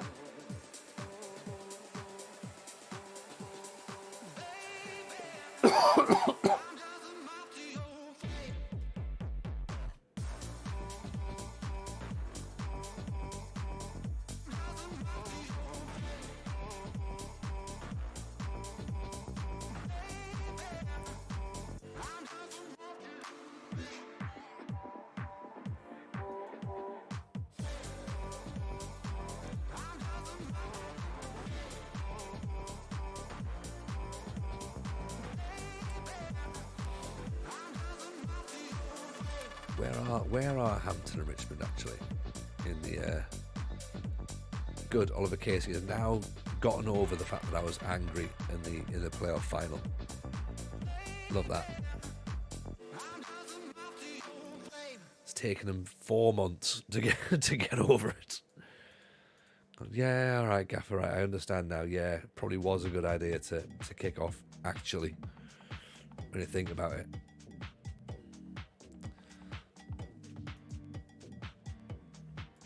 And it makes complete sense because we lost. So I was understandably angry. And he needs to accept that. You know? Why would you be fine with it? Why would you be fine with mediocrity? It's not what I want here. So Hampton and Richmond, 12th in Panorama League South. So below us and mid-table. Means we should theoretically be looking to push on, right? We should be looking to do well here. That's the plan.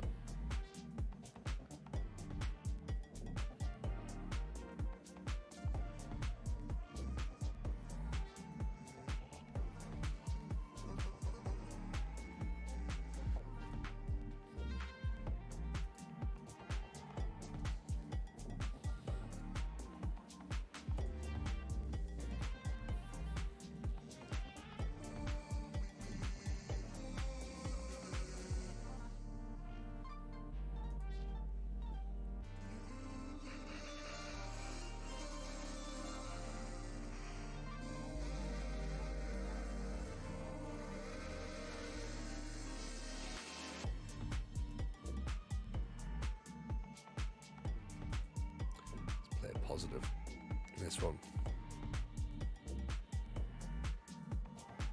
So Thorne's still injured. Obviously, he's now part of the matchday squad according to the where this is set up. We've got Bourne can come in for his debut. So let's give him a little run out. Actually, see what he can do.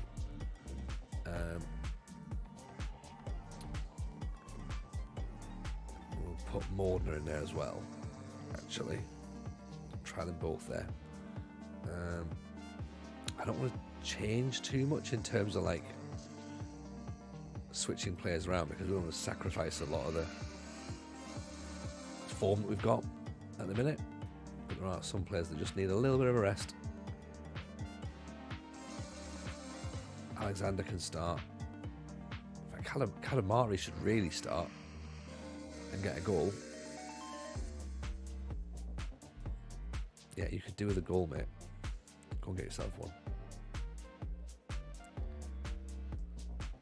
So let's put Frankie Marmalade in there as well, actually.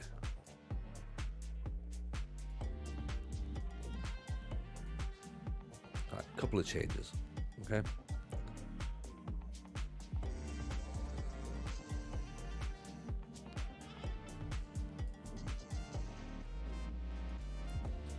Let's see what we can get.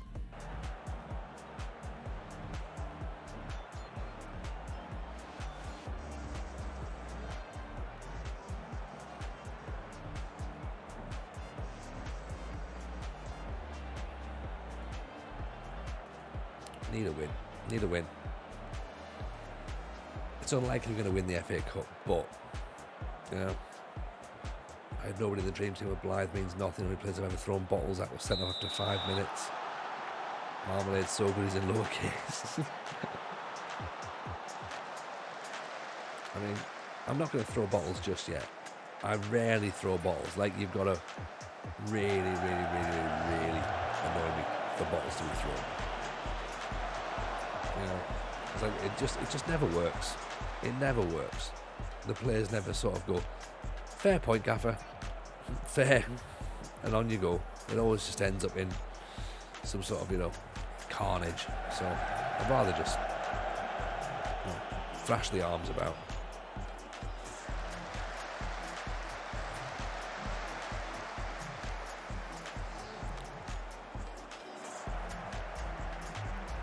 Tomlinson comes through. Oof.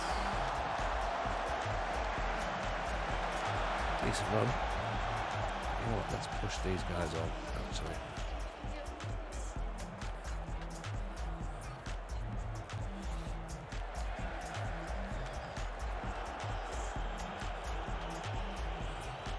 Get the wingers up a bit higher.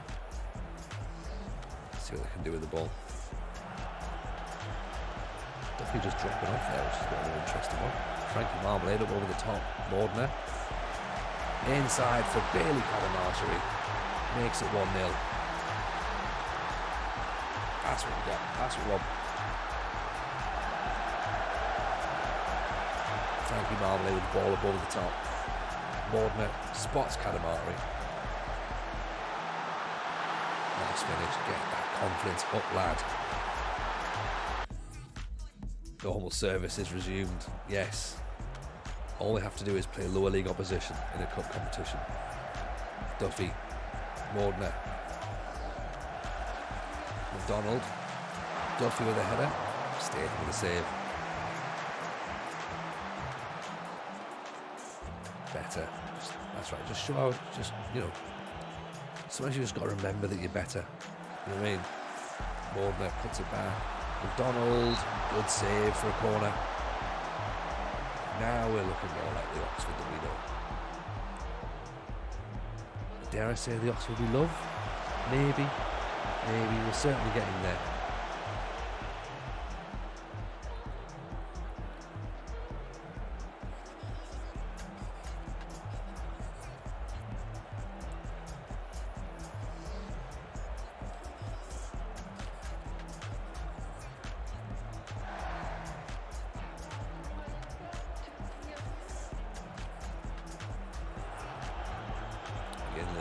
Duffy inside, Cadamarteri just got to finish it. Apparently not. No. Oh, I'd always throw bottles. I'd grab by the throat and throw pizza.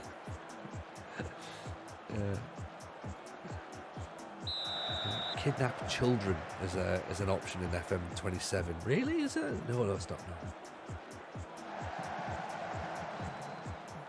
I want write something mean on social media as an option. That'd be quite good. Pizza and soup. Yeah, throw hot soup. Squeeze McDonald's apple pie into eye of centre forward. What I've essentially said there is scald and offer third-degree burns. Lock in the boot room overnight. Yeah.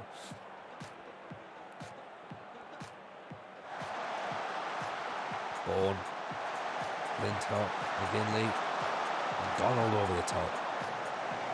Go full Fergie. Kick football boot at head of footballer. McGinley. Lintott. Gets it back again. Or loses it again though. Once he gets in the box. Ian Rumwellhouse. All very good, thank you. All very, very good indeed actually. We're flying high with Oxford. To be honest, which is great. We're in the FA Cup fourth qualifying round now. It's Hampton and Richmond. Seems unfair that we're having to take on two teams, but still beating them as well. For now, anyway. So yeah, we're happy. We're happy. We're playing good football. I think the players look pretty good. The squad looks pretty good. The formation and the tactics seems to be working quite nicely. I think we're getting there. You know. It'd be nice to see us get promoted, if we could. At least we could tick off another trophy there. What would be great is if we win the FA Trophy as well. That'd be amazing if we could do that. Get promoted and win the FA Trophy. That'd be huge. Tick two more off the line. McDonald wins another free kick. It's like facing Trinidad and Tobago, St Kitts and Nevis. Yeah, exactly. It's not fair, is it? Havant and Waterlooville as well. Cut him out there again.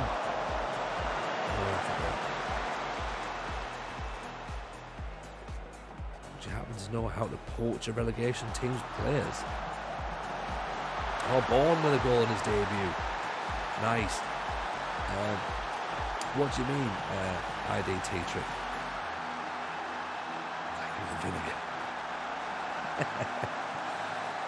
What do you mean about poaching relegated teams players? Like basically, a team's gone down and you want to sign their players, and I guess you just go for them. Some of them will have relegation release clauses in their contracts. You'll be able to check the ones where they, if they want to leave, then you can sign them. You won't get them for cheap if that's what you're trying to find out. There's not a way of getting them for cheaper. You just have to bid for them, same as you would normally.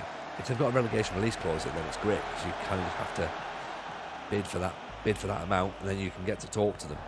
There's also no guarantees that the player will want to join you as well, so it depends on who you are. Because there's always that argument, isn't it? If you're buying teams from players from relegated team, then who are you? Like, why are you buying? Why are you buying from a team that's been relegated? But sometimes there's some little gems there. So you've started third, Sheffield Wednesday said. Why, Barton? Why? I don't understand. I've got one and I'm not convinced it's a good idea. You already had one.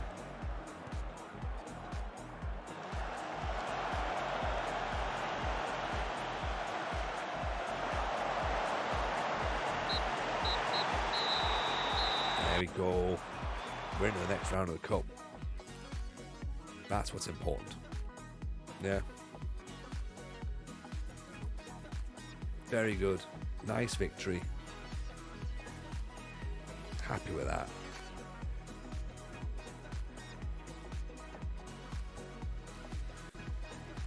We're looking fine. We're looking all right.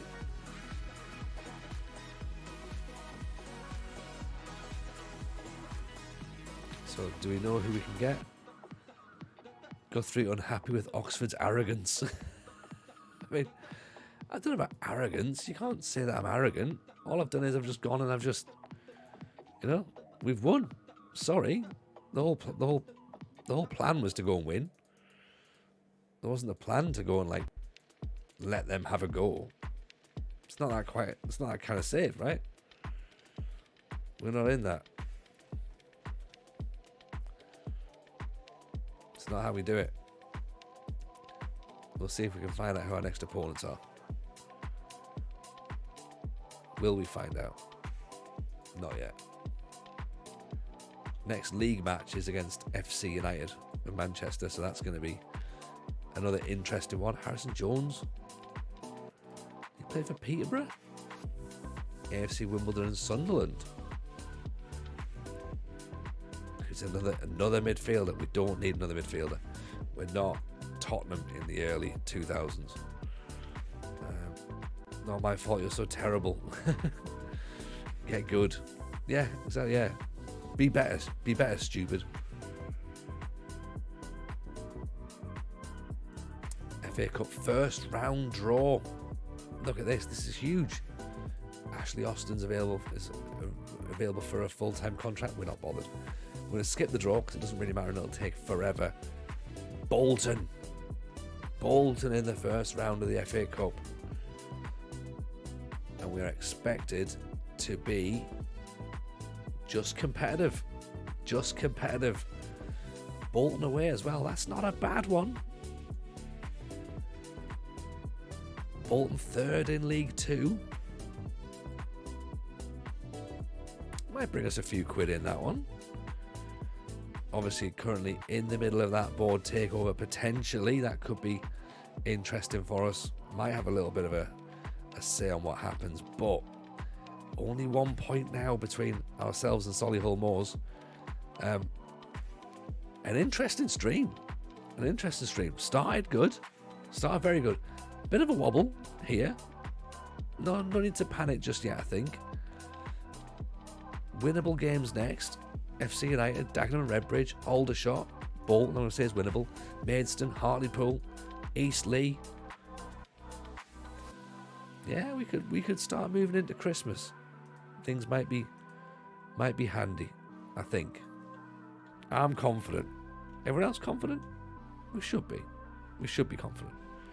Appreciate you as always. Thank you so much for everyone who's been in tonight. Enjoyed chilling out with you. Enjoyed chatting with you.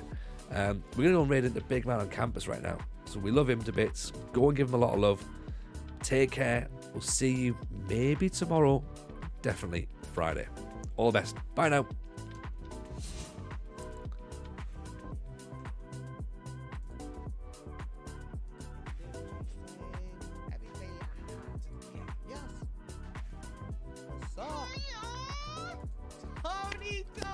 Tony, how you doing, homie? Tony J's FM with the raid. How you doing? I'm the Big Man on campus. This is Hereford United. How are you doing tonight?